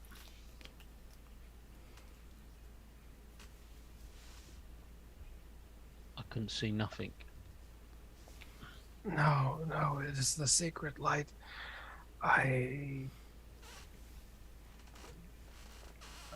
Franco, we may have stumbled onto something very significant. potentially very dangerous. And Has the light receded completely? It Or- has. just hold on to my arm, would you? Follow me. And I go forward, sort of taking one step at a time, holding one arm back so that Franco can grab it. And I'll just tentatively put a hand on the. It does stay open. That there's no more movement with the lid. No, the lid is still lying on the floor. However, as you get nearer with Franco anchoring you, as you now look in, with there being no light in there, you now see what I described to Franco, the sort of mouldering bones of presumably the architect wrapped in this decaying burial shroud. There is no sign of this sort of semi-luminous, cavernous passageway seemingly heading deep into the bowels of the earth. I'll put a hand on, I guess, some of the foot bones, just to see what happens. Okay, you do feel a sort of vague sense of unease, but like nothing remarkable happens. At this point, I'm going to ask you both make me a wits awareness roll. Oh man, all this is rolling, John. It's That's it, man. very dangerous. You I'm know, you know. getting I messy up in this hizzle. I have seen the face of God, Franco. Okay, so let me just have a look at the old messy criticals. Boom, boom, boom, boom, boom, boom. 7 successes for whatever reason. Oh, that's right. This is the annoying thing that's not on my cheat sheet. Oh well, I will look it up. Yeah, I'll search the PDF.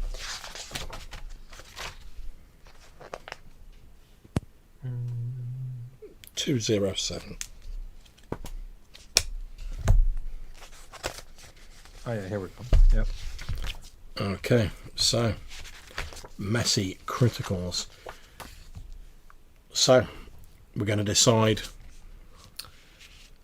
what you end up with. You could gain one or more stains, you could breach the masquerade, you could lose it up from an advantage, or you could simply go for a fail. Stains. Okay, slap yourself Tied a stain on that. Tied to like Aurelia doesn't realize it, but he is actively like eroding whatever he has left of himself by this sort of obsession with the supernatural. So that's kind of Indeed, and it seems to you that as you sort of touch the bones of the architect, like some part of like the coldness of the grave seems to have seeped into your own bones, and seems to like stay with you, despite the fact that the supernatural manifestations, whatever they were, seem to have ceased. So you're distracted by that. However, Franco, given that you're not distracted by like poking around with dead things, as Aurelio sort of leaning in, touching his bones, and he, for a few moments, he almost seems to like freeze still, as though he himself is a statue carved of marble rather than an unliving creature. And he appears for a few moments to be like lost to what's going on around him. You hear from outside the tomb, you hear two female voices that appear to be getting closer. The first sounds like a young woman's voice, and it says, "Are you quite certain?" And then you hear what sounds like an old woman's voicing. "Yes, of course I'm certain. Someone's been interfering with it. I can feel it in my bones." "Very well then. Let's go and have..." And then the voice stops as they obviously see that the stone has been pushed aside. And then you hear this crotchety old woman's voice shout, "Whoever you are, come on, get out of it."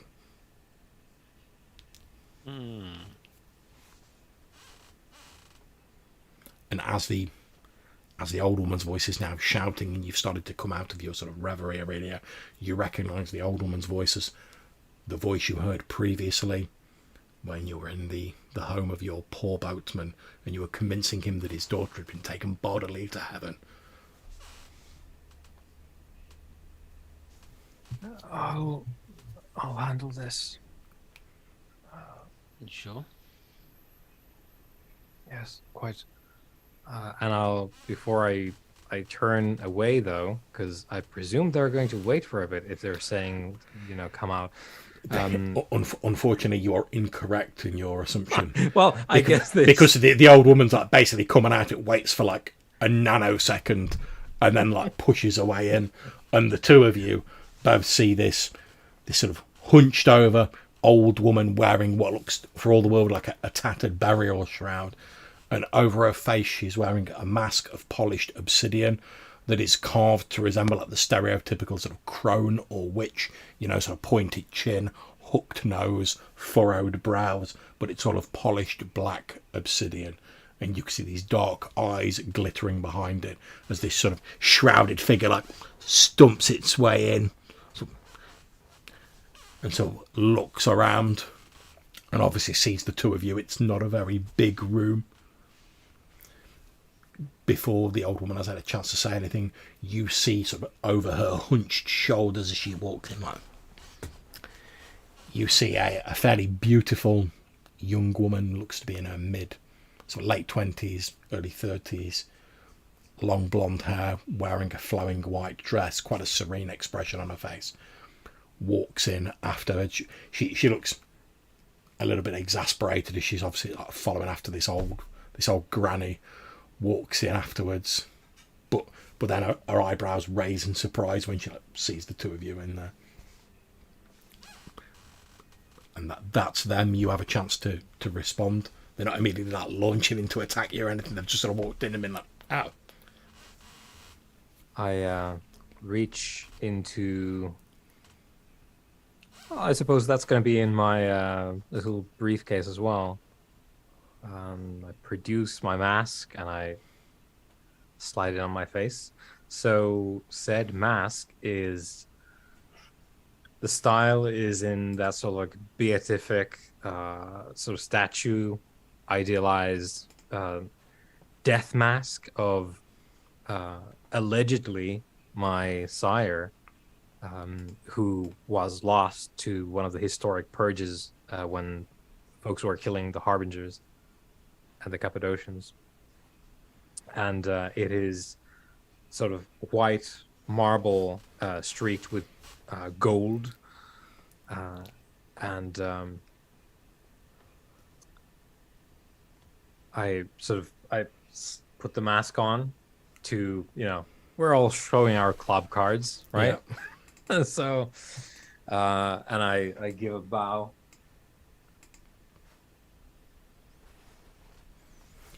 Which is to say, this is my... I bought two things and I combined it into one mask. And it's the white gold mask that I have, which has the gold mask and the white mask. And if I remember correctly, was originally the mask of your sire?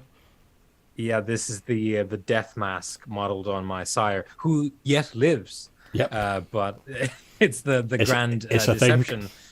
It's a grand deception whereby my sire is pretending to be someone far younger, maybe we'll get to that at some point. But my sire has died, and I have the death mask modeled on her face. So I have this like beatific sort of idealized at rest face modeled on my sire. And I believe, and correct me if I'm wrong, that these two didn't see you wearing the mask previously. No. I was au naturel because I was being a priest. Of course, yeah. Okay, so as you pull out this mask as described and you put it on, the old woman, the hunched... Well, you assume it's an old woman. The mask looks like an old woman, but obviously you can't see under the mask. The crone, I'll just call her, sort of goes, "Bloody hell. The Mask of Sibylla, I've not seen that for a time."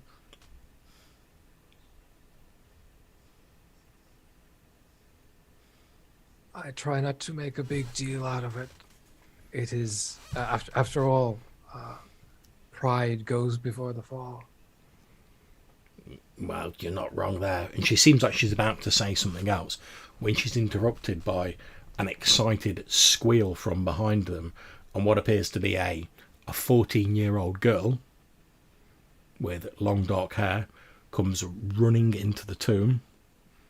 Obviously, you recognise Cara Salvati, although now she appears to be entirely free of the illness which was causing her such pain recently.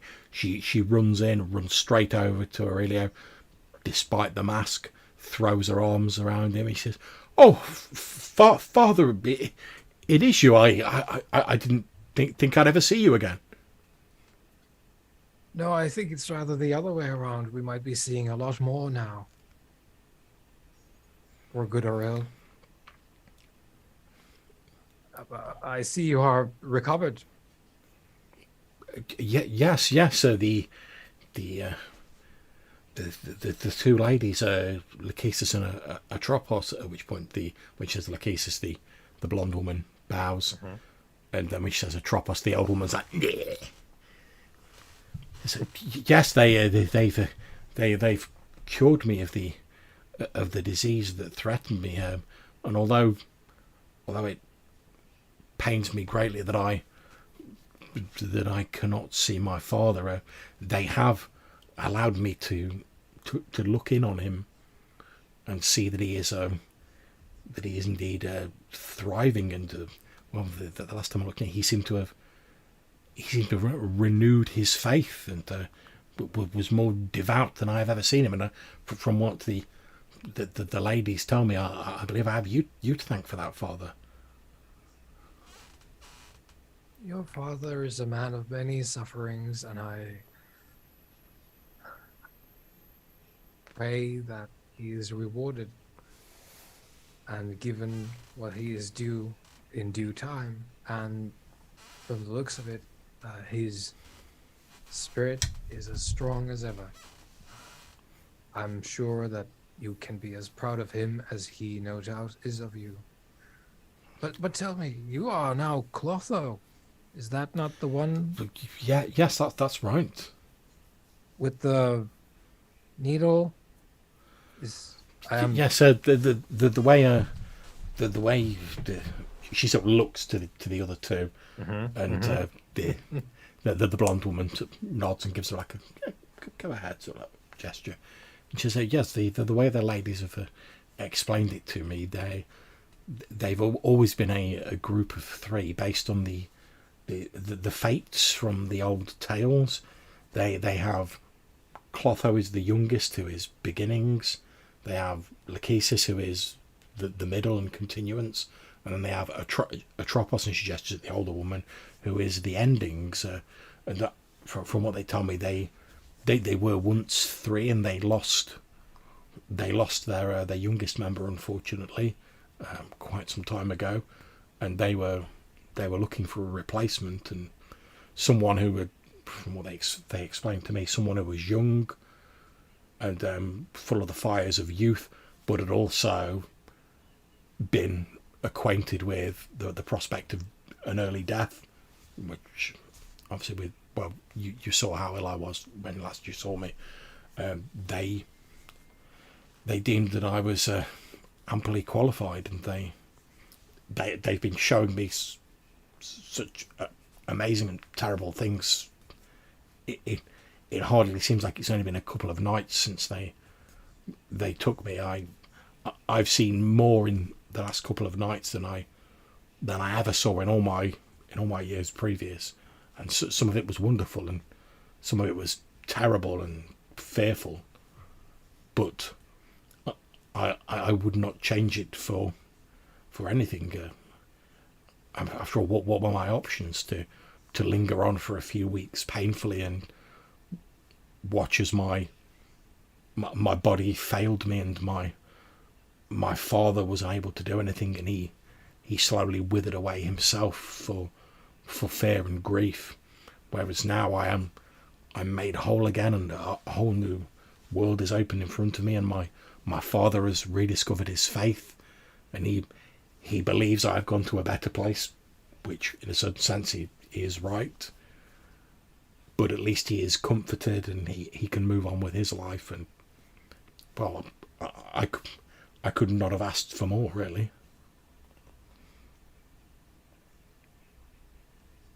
I'm pleased to see you well. But I do wonder, how come you find yourselves here? The old crone says, well, we live here, don't we?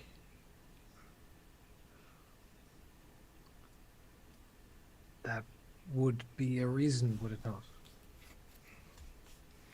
At which point, Lachesis, the blonde-haired woman, says, yes, we make our home on this island.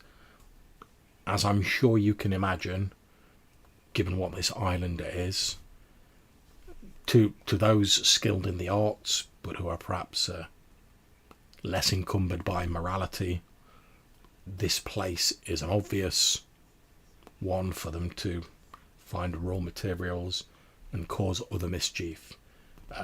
In nights long past, the Marai, our group, were greatly respected, and it was our duty to ensure the sanctity of this island. Back in those days, when we were 3, as we are now again, but our youngest member, Clotho, is still learning. And our influence has faded over the years we've been 2, but we still cleave to our duty, and we make it our responsibility to ensure that no one interferes with the sanctity of this island. As I'm sure you're aware, being skilled in the arts yourself, the gathering of such relics and such fetters and ties that bind can be both a powerful law to those who are skilled in the art, but also a great danger. Well, as you have discovered, me and my associate here were drawn to a particular grave site here. I wonder if you might know about the more perplexing attributes of this sarcophagus here, and perhaps the remnants of the man interred within. At which point Lachesis says, well, I can tell you that, as far as I'm aware, Palladio, the architect, did not linger in this world as an unquiet shade. He passed on to whatever that fate is that awaits after this life, when you've truly laid down the burden of this life. The end fate cannot even be seen by the wisest of our kind. However,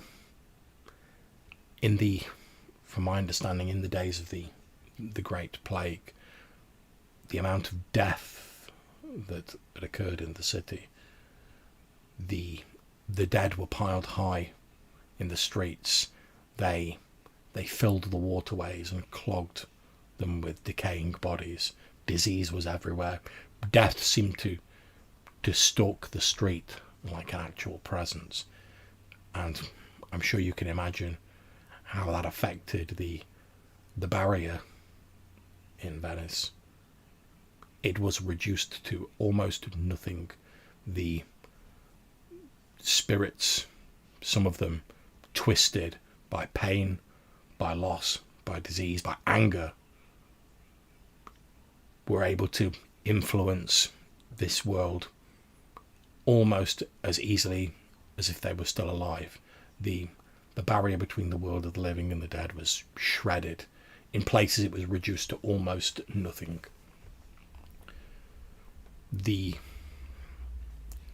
Some of our extended family were able to influence the architect when he rebuilt the city, and they conceived of creating a maze-like replica of the city that exists in a space below Venice itself. those spirits that linger in Venice feel themselves drawn into this replica of the city, rather than menace the city itself. For although the barrier has recovered somewhat since the days of the Great Plague, it is a slow process, and there are still areas of the city where the barrier is extremely thin. Unfortunately, it was beyond the power of even the most powerful members of our extended family at the time to repair that. The best they could do was create this maze to draw spirits away from the city itself, so that the barrier might heal itself naturally, if one can call such things natural.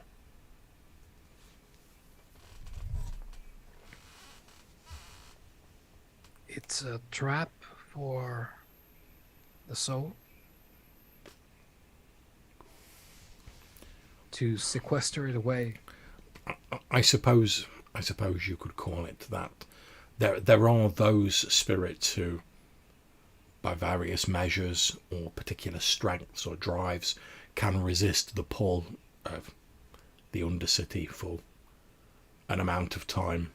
But if, as time goes on, as they become more distant from their history, inevitably they will be pulled into the Undercity and away from those they might harm who still live in the mortal world. At which point the old crone goes, "Yeah, if anything it works too well." Well, yes, there is that.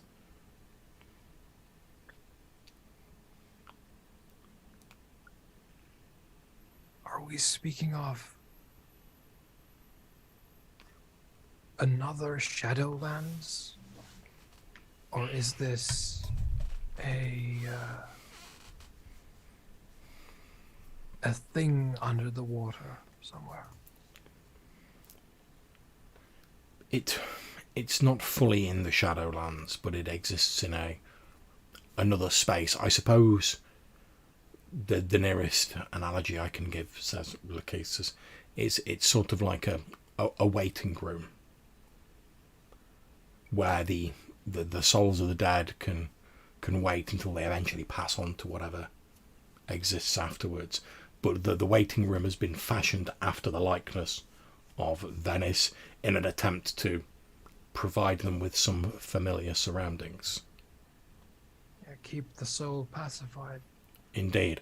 After all, as I'm sure you are aware, the strength of restless spirits comes from their emotions, their anger, their fury, or in some cases their blind incomprehension that they are indeed dead. So providing them with familiar surroundings, it was thought that would provide a balm for their fury, or it would at least cause them to not strive so much against their fate. Unfortunately, as Atropos had said, it was a daring plan, but not one that had been attempted before. And if anything, the labyrinth works a little too well. Have I disrupted the design? No. Gesture and the open. No, I don't believe so. There are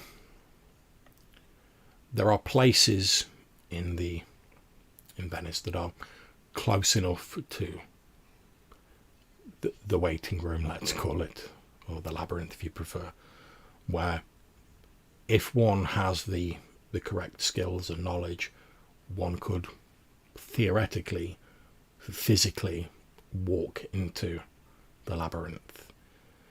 The sarcophagus of the architect, whose designs are instrumental in creating it, is one such place. Occasionally, when these places come into contact with someone who has been, shall we say, touched by the world of the dead, there can be brief flare-ups where you may catch a glimpse into the labyrinth itself, but without the correct arts and knowledge, such flare-ups are brief. However, they can be sensed by those who are particularly attuned to the world of energy gestures at Atropos, this sort of hunched hag-like figure, which, when we sensed it, we decided to travel here and find out what was going on. Like I say, you were in no real danger, but if a person with the correct knowledge were attempting to enter the labyrinth here, that could have unforeseen effects. So, as we are, I suppose, custodians of a type for this island, we decided to come and investigate. But we are relieved to see that it is nothing too serious. Yes, I suppose I have stumbled onto your area of interest following one of mine.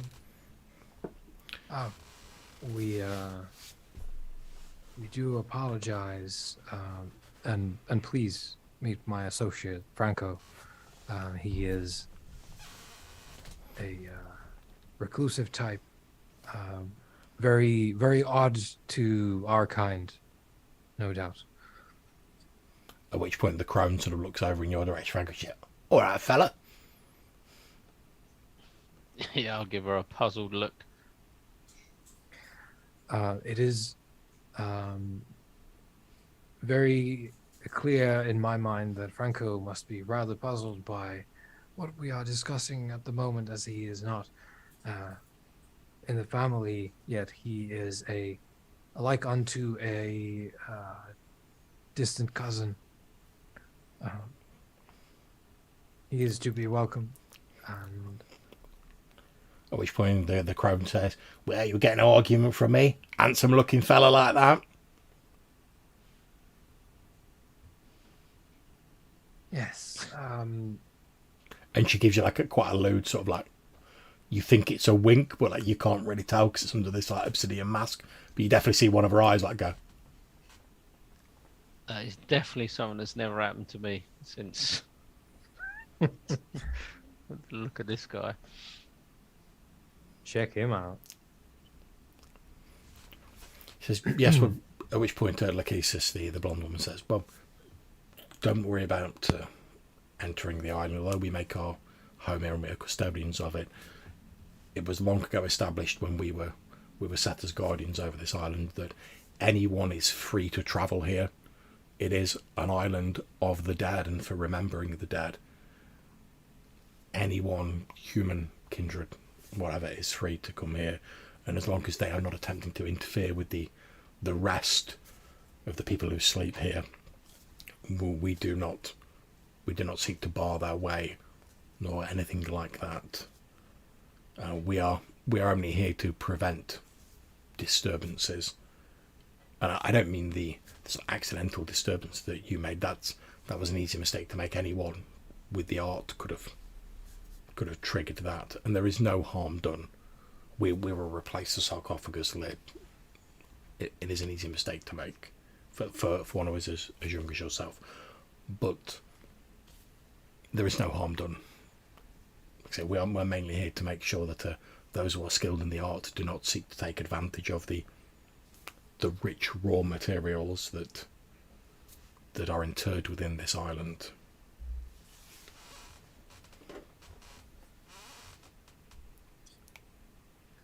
yes. Well, mea culpa. Myself and my associate would be departing, getting out of your hair. No, that is fine. Remain as long as you will. As we have said, if people are not interfering with the rest of those who sleep on the island, we do not attempt to monitor or police people's comings or goings, whether they be mortal or kindred. Very good. I shall have to come and see you more often now that I know that you are here. Of course, we we are spending a great deal of our time tutoring Clotho at the moment and trying to get her up to speed, but we are always happy to talk with the family and other kindred. Back when our influence was and our renown was greater, we were often consulted by scholars and those with an interest in the art. But as I say, we have been two for far too long, and our grandeur is somewhat faded compared to the knights of old. But we hope, and she sort of smiles quite warmly, looking at young Kara, or Clotho as she now seems to be called. We hope that now we are three again, we may once more eventually rise to those heights that we once occupied, and the respect we held within the family.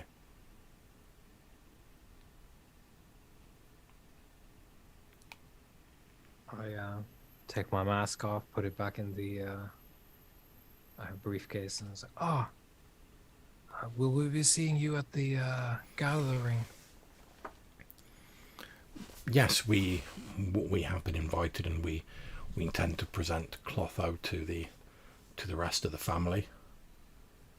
I know that we don't follow any formalised traditions of presentation like some of the once great kindred societies, but we still believe it's of benefit for Clotho to get to know her extended family, and for them to know her, particularly in these troublesome nights.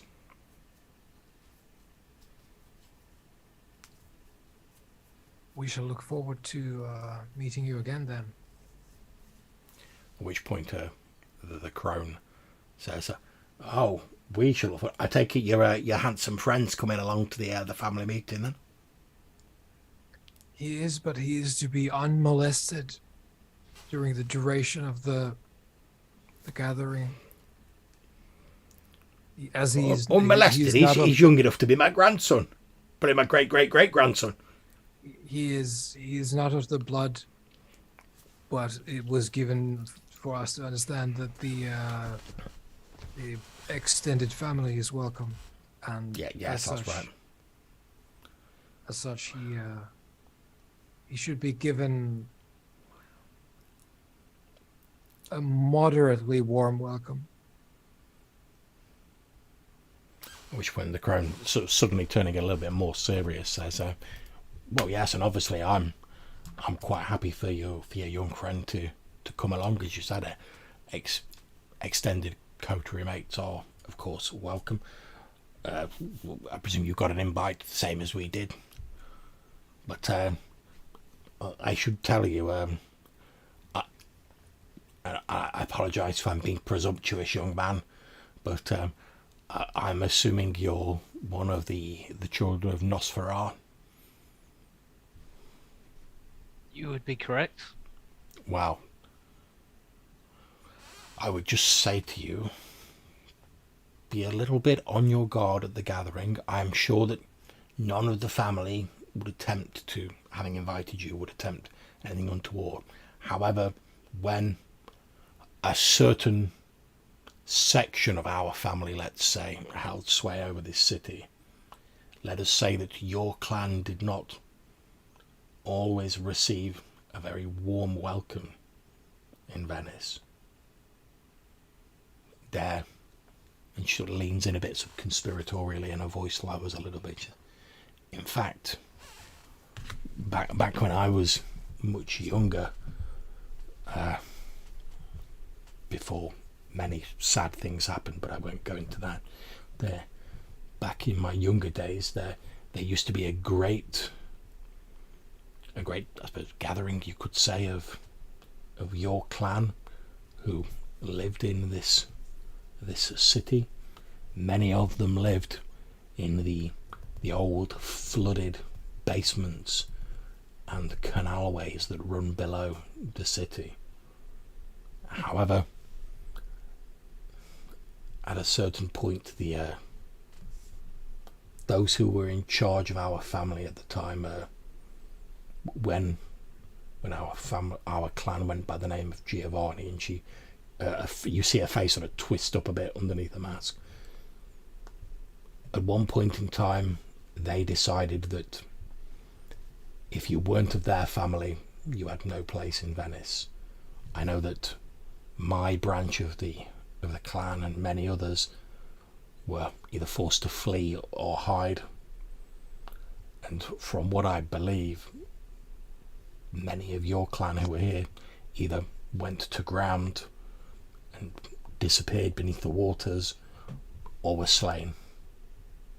Now, most of those who were responsible in our clan have met their own ends and have paid for their crimes, but there are still some Giovanni around who may be old enough to remember those nights and maybe, shall we say, not well disposed towards your clan. Although I personally have no issue with your clan, and I think it's, to be honest, it's refreshing to see to see Venice once more opening up a little bit more to kindred outside our family. But as I say, just be a little bit on your guard. Given our family's recent reorganisation, rather like with the sarcophagus there is a tendency occasionally for old grudges and hardships to flare briefly to life again. But I hope that's not the case. I should take it noted that I shall be on guard. Thank you for your warning. No, not a problem.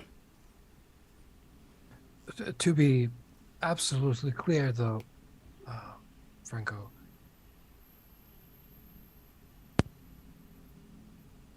every segment of the family has tried to kill almost every other segment of the family. Ah, that's true, says the crone. I could tell you some stories. You will fit quite well in being on your guard, as everyone else is. Me being what I am, I already have a long list, no doubt, of my ostensible family, thinking that it's a shame that I got away and now it's not polite to kill me. So, yeah, he's not wrong there, says the crone. I mean, there's many branches of our family that were also on the receiving end of the Giovanni's crimes and were forced to flee or disguise ourselves. And as I say, while most of them have met their end as part of our restructuring, and most of the younger kindred, whether they be of Giovanni or Hecata descent, as we're now known in these modern nights, seem desirous to put all that unpleasantness behind them and sort of get along with the rest of the family. I'm sure there are great swathes of our current clan who would be entirely sympathetic with what your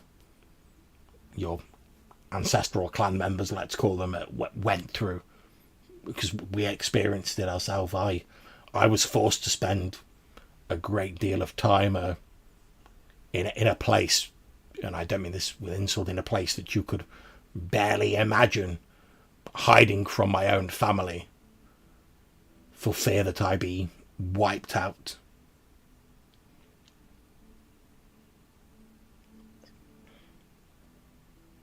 So it will be quite a night overall.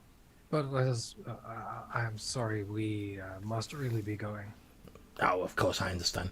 Well, if you should ever wish to come back and speak with us, Lakeisa says, we are most often to be found here, particularly at the moment as we chew to cloth out. So normally at any time, at least one of us is present on this island. You are, well, anyone is welcome here, and if you do wish to speak to us, you are of course welcome, either of you. It is good to know.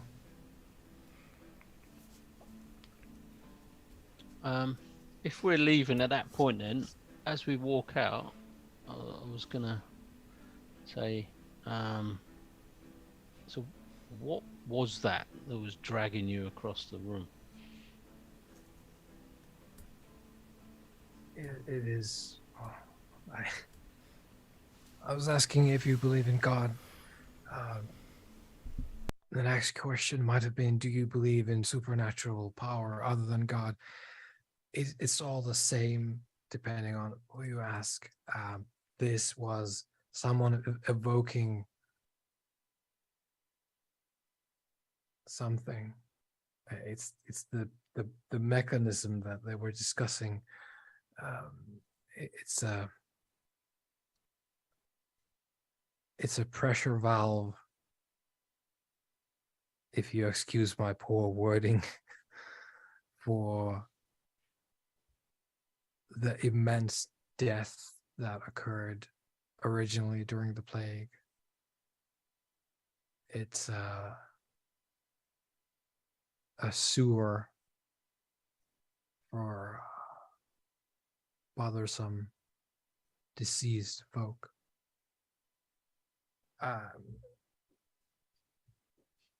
So, did you see what you wanted to see? Did you find what you wanted I to didn't find? quite know what I was going to see, but yes, quite enlightening. Definitely worth it. Thank you for accompanying me. I would not have been able to shift that rock by myself, and I would have to resort to some rather unsavory means. That's not a problem. Hopefully, you have enjoyed a little bit of a peek behind the curtain of whatever it is that we are. Well, as the old crone said, I am young to this way of life and forever learning.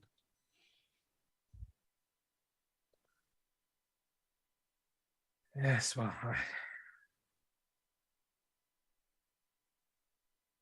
I really have to go and eat. Would you mind being on lookout for one more moment? Not at all. Just And as we go, I'll try and pick out a location somewhat off to the side so that Franco could be standing there on lookout while I dig up a grave. Yeah, that's not a problem. You keep a lookout while you go to one of the poorer sort of areas. Yeah. Radio And, digs up a grave, like a fairly recent one. Yeah, and here we go.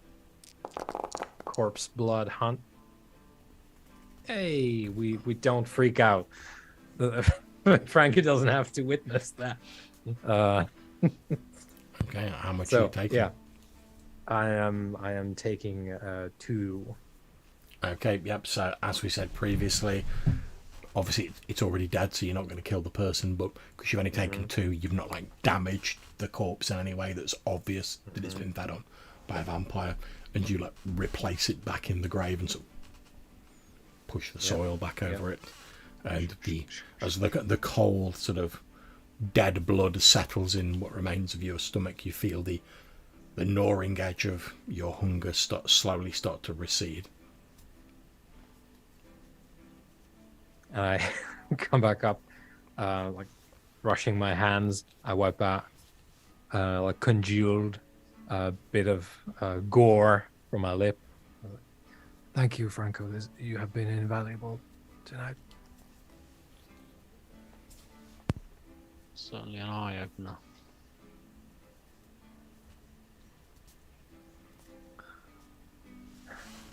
So, how do you find Venice? As we leave the cemetery of weirdos. I guess we'll head back to their haven. If you don't have Yeah, other I suppose plans? find Find out where Sonia's got up to, how she got on. Okay. At this point, can I ask you both to make me a wits awareness roll? Wits awareness. I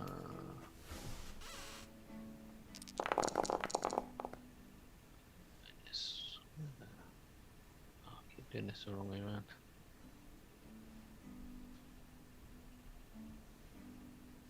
No, I wasn't.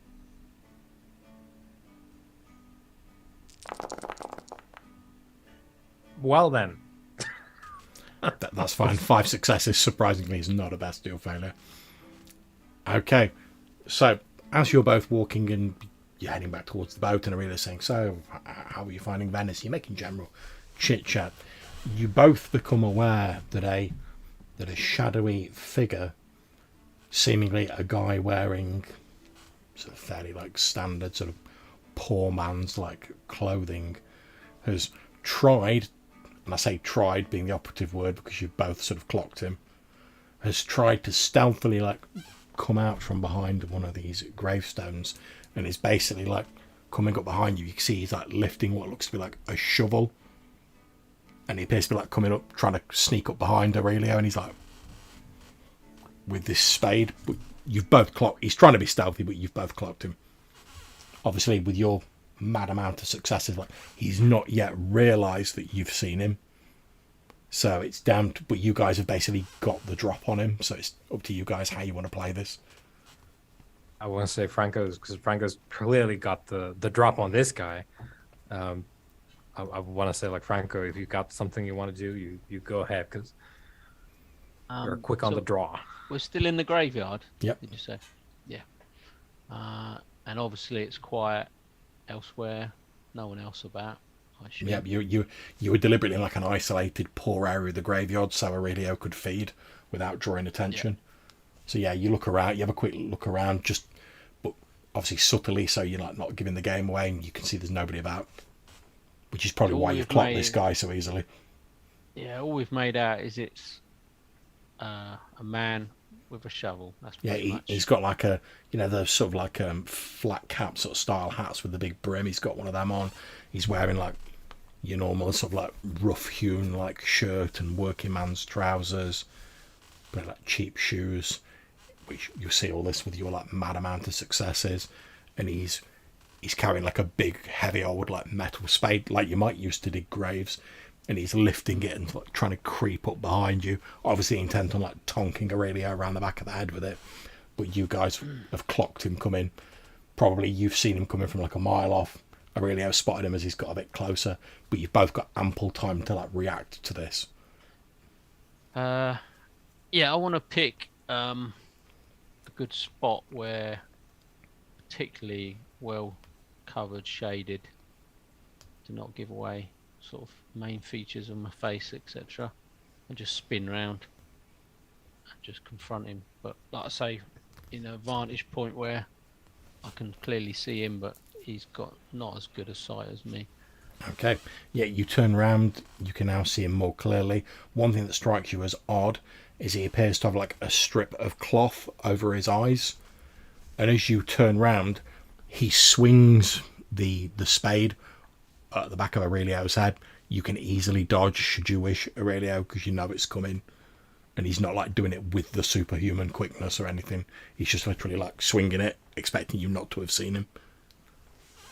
Yeah, I'll get away. Yeah, you just sidestep it easily, and as he swings the spade at Aurelio, he looks directly at you, even though he's got this like cloth sort of bandana over his eyes. Looks directly at you, Franco, and he's like, "Quickly, my lord, run! I'll hold him off." And do I think this is the same guy as before? No. No. Although he does also look a bit like a derelict and a little bit sort of trampy, for want of a better word, but it's clearly not the same guy. Although the other guy was blind, and this guy does have something over his eyes. Yeah. I'm going to walk over and grab the spade off of him. Yeah, he's literally like clanged it into the ground as like Aurelio's just like taking a side step, and you easily just like snatch it off. As you grab it, he doesn't even resist you taking it. He just pretty much lets it go. I just say, I'm in no danger. What makes you think so? At which point he, almost like he's worried for you, he like grabs hold of your sleeve, but not in like I'm trying to assault you way, like as in he's trying to like get you out of here. And he's like, quickly, my lord, we've got to get you out of here. They'll hunt you down and slay you. We have to escape. I have to get you to a place of safety. Where are you proposing that we go? He says, I'll take you to the other masters, my lord. The other masters? Yes, of course, my lord. The masters have the masters have us looking out. Should any of you once more fall into the hands of these devils, and he like wags a finger in Aurelio's direction.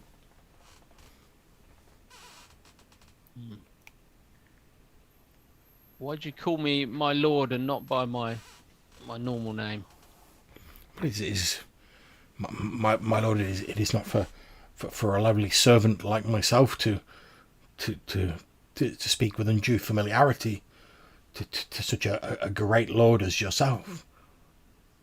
I do not recognise you. What is your name? At which point I turn to my handy random name generator, because that's how we do. And I've obviously got no idea who this bloke is. No. No. At which point he tells you that his name is Severino Agrello.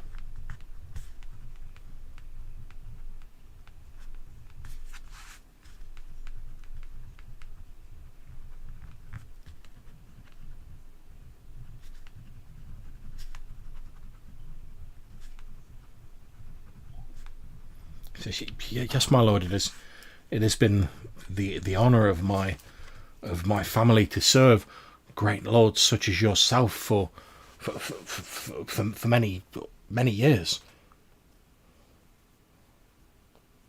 I still feel that you may have me mistaken for someone else. No, although I may be blind, my lord, through the blessings of the great masters such as yourself. I see more clearly now than I once did, and we have passed down the ancient stories of our families when the great masters previously were set upon by such devils and were very nearly wiped out. Only a handful of them surviving, hiding and rebuilding their strength. But those of us who remained loyal, we continued to serve the great masters, and they told us, yes, that if ever we saw any of their kind fall into the clutches of these devils, and again he like wags a finger in Aurelio's direction, that we were to set them free and to convey them to a place of safety with the other great masters like yourself, my lord. And he sort of bows a little bit. And I assume my sense of the beast is not like tingling. Again, you're sensing a faint sort of echo in this fellow, but it's nowhere near as strong as a kindred. You might assume that maybe he's a ghoul or something similar. He's obviously got some sort of low level of like supernatural fluence in him, but it's nowhere near like a full vampire.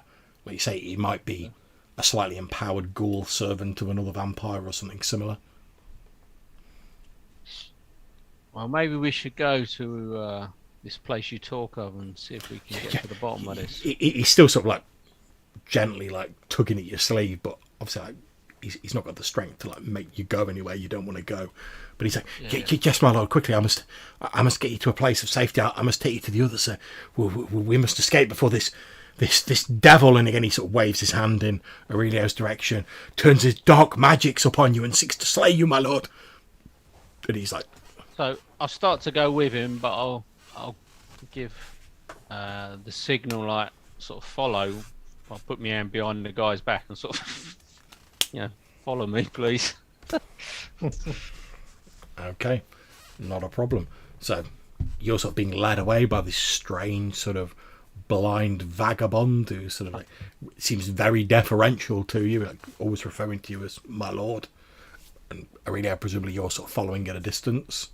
Yeah, at a sort of moderate distance, so that he can't readily hear that I'm coming. Okay, so while that's going on, I'm going to jump back over to Sonia. What's Sonia up to?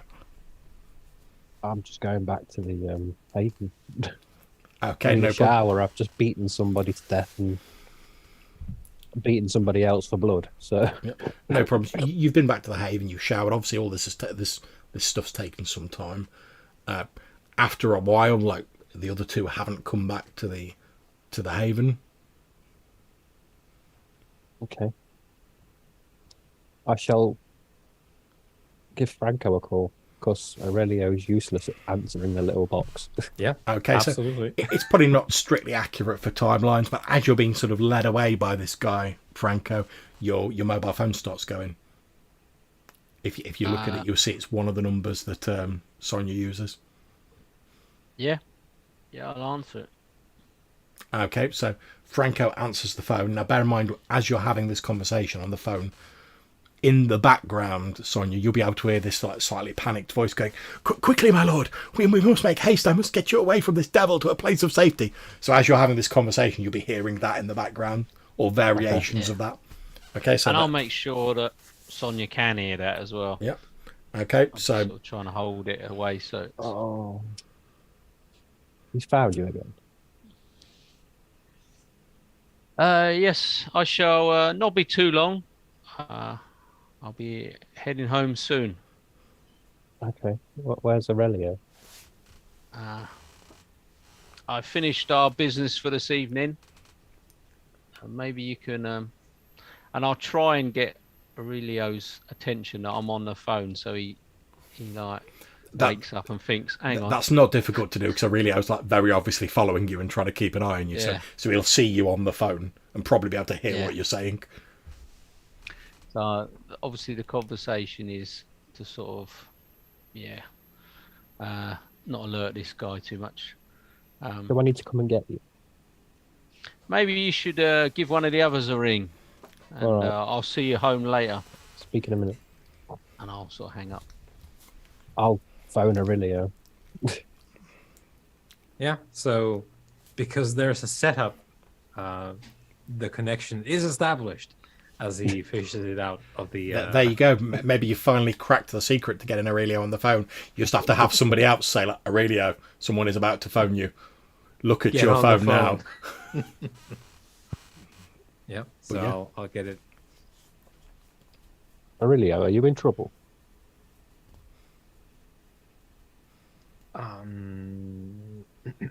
Trying to remember. So it appears that there is a blinded man Another one. who's very intent on leading Franco to safety somehow, away from yours truly, and we are presently trying to determine where that is. It doesn't seem that Franco is familiar with this individual, which... But Franco's fairly new, isn't he? Yes, but I thought, wasn't there a crazy man at the Yeah, a door blind the other- one. Different man. This, going by what the bloke was saying last time he came here, Master, you've got to come with me. Same thing. Is there any additional to that? Or? I am the devil, it appears, which is a great disappointment to me after my years of devotion to Christ. Can you tell if it's a ghoul or not, Aurelio?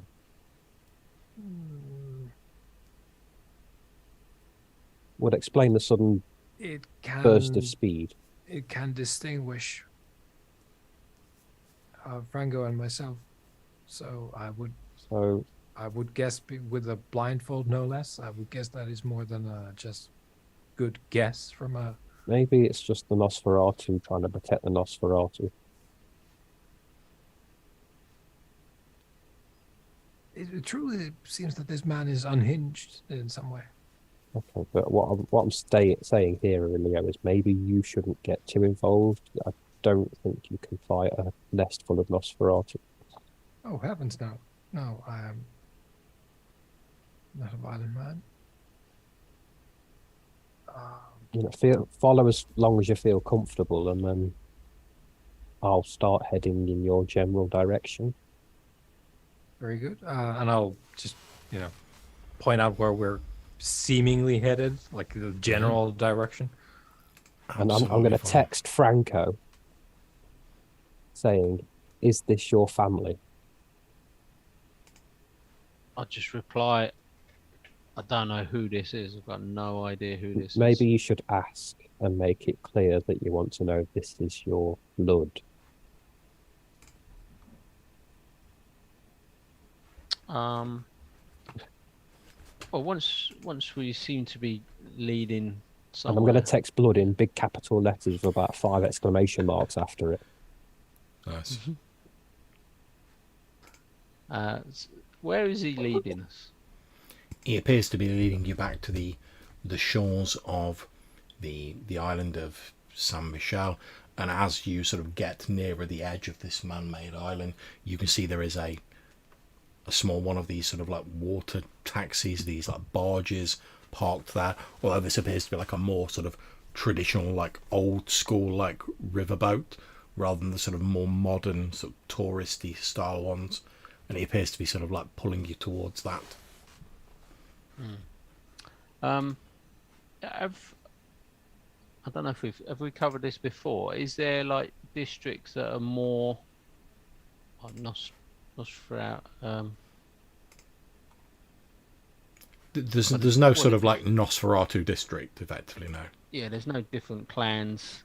They do No. intermingle to an extent, but are they more sort of prominent in one area than Well, I mean, others? as we've said previously, when the 𝐝𝐞𝐬𝐭𝐫𝐨𝐲 were known as the Giovanni clan, they pretty much like ruled the city with like an iron fist. It was like if you weren't a Giovanni in the city, you were being spied on by the Giovanni, and you were probably like either going to be encouraged to leave or you would probably just disappear. Whereas since the clan have like seem to have had some sort of restructure, you don't know the details, and they've sort of like re-emerged as the 𝐝𝐞𝐬𝐿𝐼, and seemingly at some point during that, like a lot of their sort of older members have like disappeared or been killed. They now appear to be like a little more open to having non-𝐝𝐞𝐬𝐿 kindred in the city, although clearly like the 𝐝𝐞𝐬𝐿 are still the sort of like majority of kindred in the city. But okay, so they don't sort of portion. It's not like the Camarilla where they portion out different areas to like different clans and whatever. They just seem to basically be like, as long as you're not interfering with their like business and you're doing your own thing, they're quite happy to like leave you to your own devices. But obviously if you start causing a problem to like the tourist industry or like the city as a whole or their interests, that's when they get involved. But other than that, they're just sort of happy for like that kindred do what they want. I mean, you don't know to what extent they're being spied on, because obviously from dealing with like Aurelio and stuff like that they've got sort of abilities that deal with ghosts that most kindred can't even perceive. So it's quite possible they're still spying on non-𝐝𝐞𝐬𝐿 kindred without them knowing it. But okay, well, when we get on the boat, so there's just the two of us, and looking at my text message, I'm gonna say to this guy, "Are we going to see my blood brothers?" he says, "Yes, yes, my lord. I'm taking you to the other great masters."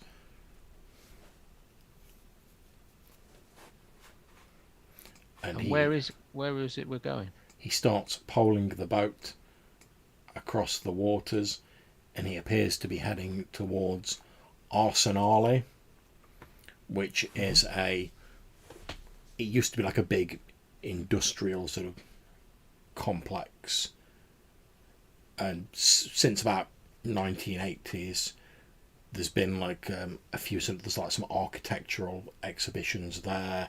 There's like a few art museums there. It's basically being regenerated at the moment. But like I say, it used to be like a big industrial area, and there's big sort of contained like waterways in there.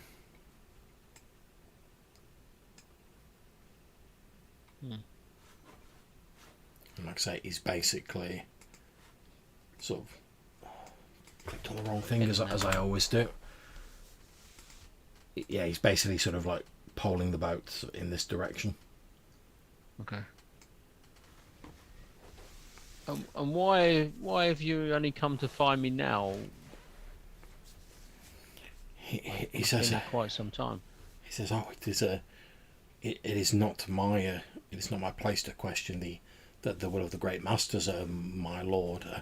But we were told that, but by another member of my family, that he had discovered one of the masters being held prisoner by two of those devils."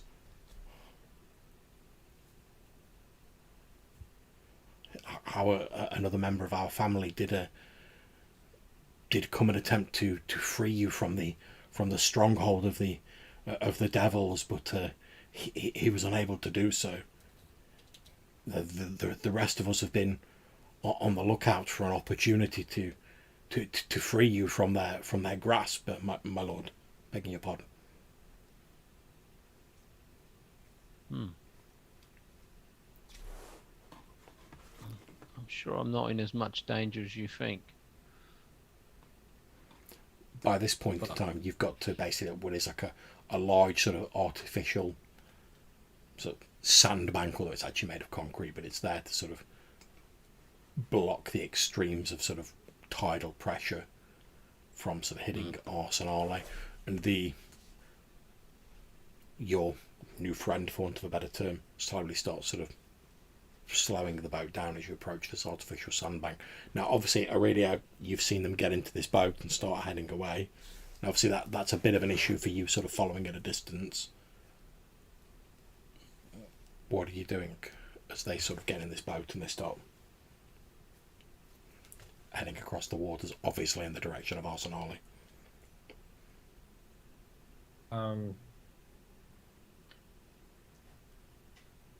I will not follow on the boat. Okay.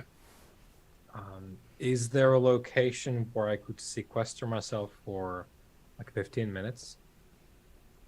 Somewhere nearby where I am currently? Well, basically, on 𝐸𝐸, they sort of went to this edge of 𝐸𝐸, got in a boat, and then they've sort of sailed, then they've sort of paddled across to here. Yeah. So obviously, there's this sort of area of water between where you were and where they're going. There's no real like solid space in between that you could sort of hide yourself in. There is this large expanse of water separating the areas. Yeah. I mean, obviously, you're not exactly in any danger of drowning, obviously, but No.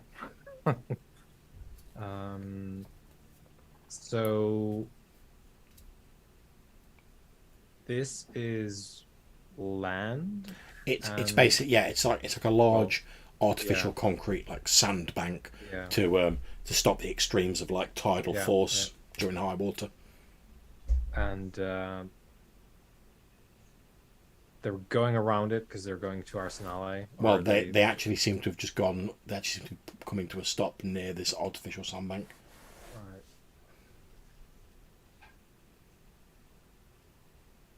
I mean, I need to get to a place where I can be on ground for 15 minutes. So I guess 𝐸𝐸. Yeah, you can be stood on the edge of 𝐸𝐸. Yeah. I mean, there's nothing in between, so you can see across to where their boat is. And I mean, like I say, it's less than half a mile away. I think when I see that we're going to that instead of the sort of mainland, I'll send a message, like just a text message to both 𝐸𝐸 and I'll send it to both of them, I guess. Just saying, we've gone to this like concrete bank just to the north of 𝐸𝐸, yeah. Okay, so you've both got that text. Obviously, we know Aurelio is here. We know that Franco's here at the minute. Now, obviously, you've been at the communal haven, which is here, Sonia. Yep. but you've sort of got a bit of time while the boat's moving and after you've received this text. So where do you want to head to? I will head to get Aurelio.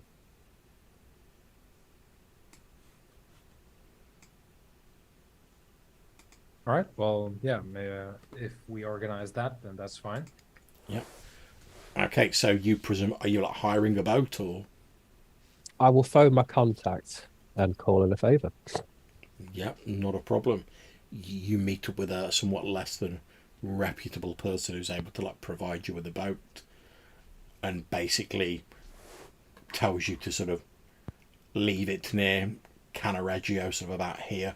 When you finish with it, they like just tie it up. Okay. And like basically ask no questions. But you've got it for as long as you want for the rest of the evening. Yeah, I will head over and get Aurelio. Then. Okay, not a problem. You two, so Sonia heads across, picks you up, Aurelio. In the meantime, Franco, the boat has stopped at this artificial sandbank, and the blind man who's been poling across, he reaches under one of like the little sort of like, you know, like plank seats that you have in these sort of boats. He like reaches underneath the plank seat, and you see him like lift up a Hessian sack, and whatever's in it is obviously quite heavy, because he like grunts a little bit as he like lifts it up, and he says, "Well, I should give you this, my lord, so that you can go down to see the other great masters." And as he sort of offers it out to you with the other hand, he like pulls the sack off the object, and you can see he's basically holding like a big metal anchor, and he sort of holds it out to you. So I take the anchor. And he says, "Would you like me to stay here, my lord, so that I can convey you elsewhere once you have?"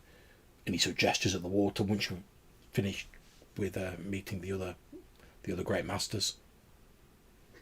So he's gesturing to the water, just like basically outside of where the boat is. Yeah. Yeah.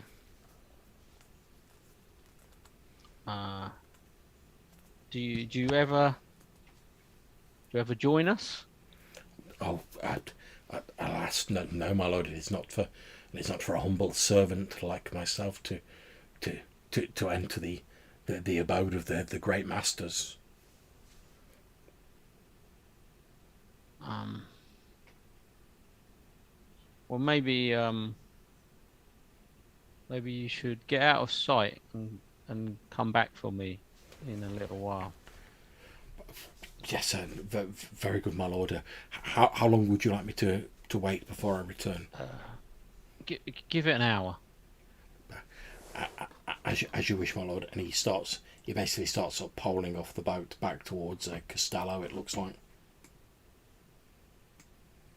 Obviously, Sonia and Aurelio, you're sort of halfway there, basically. And you see, presumably Franco, you've sort of like stepped out onto the bank. Yeah, I'm sort of waiting for my phone or some sort of sign of contact with the others. Aurelio and Sonia, you see this same sort of blind guy on the boat, sort of poling it away from this artificial sandbank, and you can see Franco stood on this concrete embankment, looking probably a little bit puzzled, holding this like big sort of metal anchor. I'll phone Franco now the boat's left. Yep. Your phone goes off. Franco? Yep. I think you meant to jump in the water, mate. It didn't seem the cleverest of ideas. You're not going to drown. Well, I realise that, but I don't quite know what I'm getting myself into, so I thought I'd wait in case. I imagine it's clan business. Well, it's the first time they've made contact with me, if it is, since I've been here. But I obviously bow down to your wisdom in these matters. I don't think myself and Aurelio should come ashore. That's probably going to be a bad idea. Well, if that's what you think is wise. We'll just bob around in the boat for a while, and you can go for a swim. Okay. Well, I'll just hide my phone on the shore somewhere, because I doubt very much that that's going to be a waterproof device. No, not back in 2012.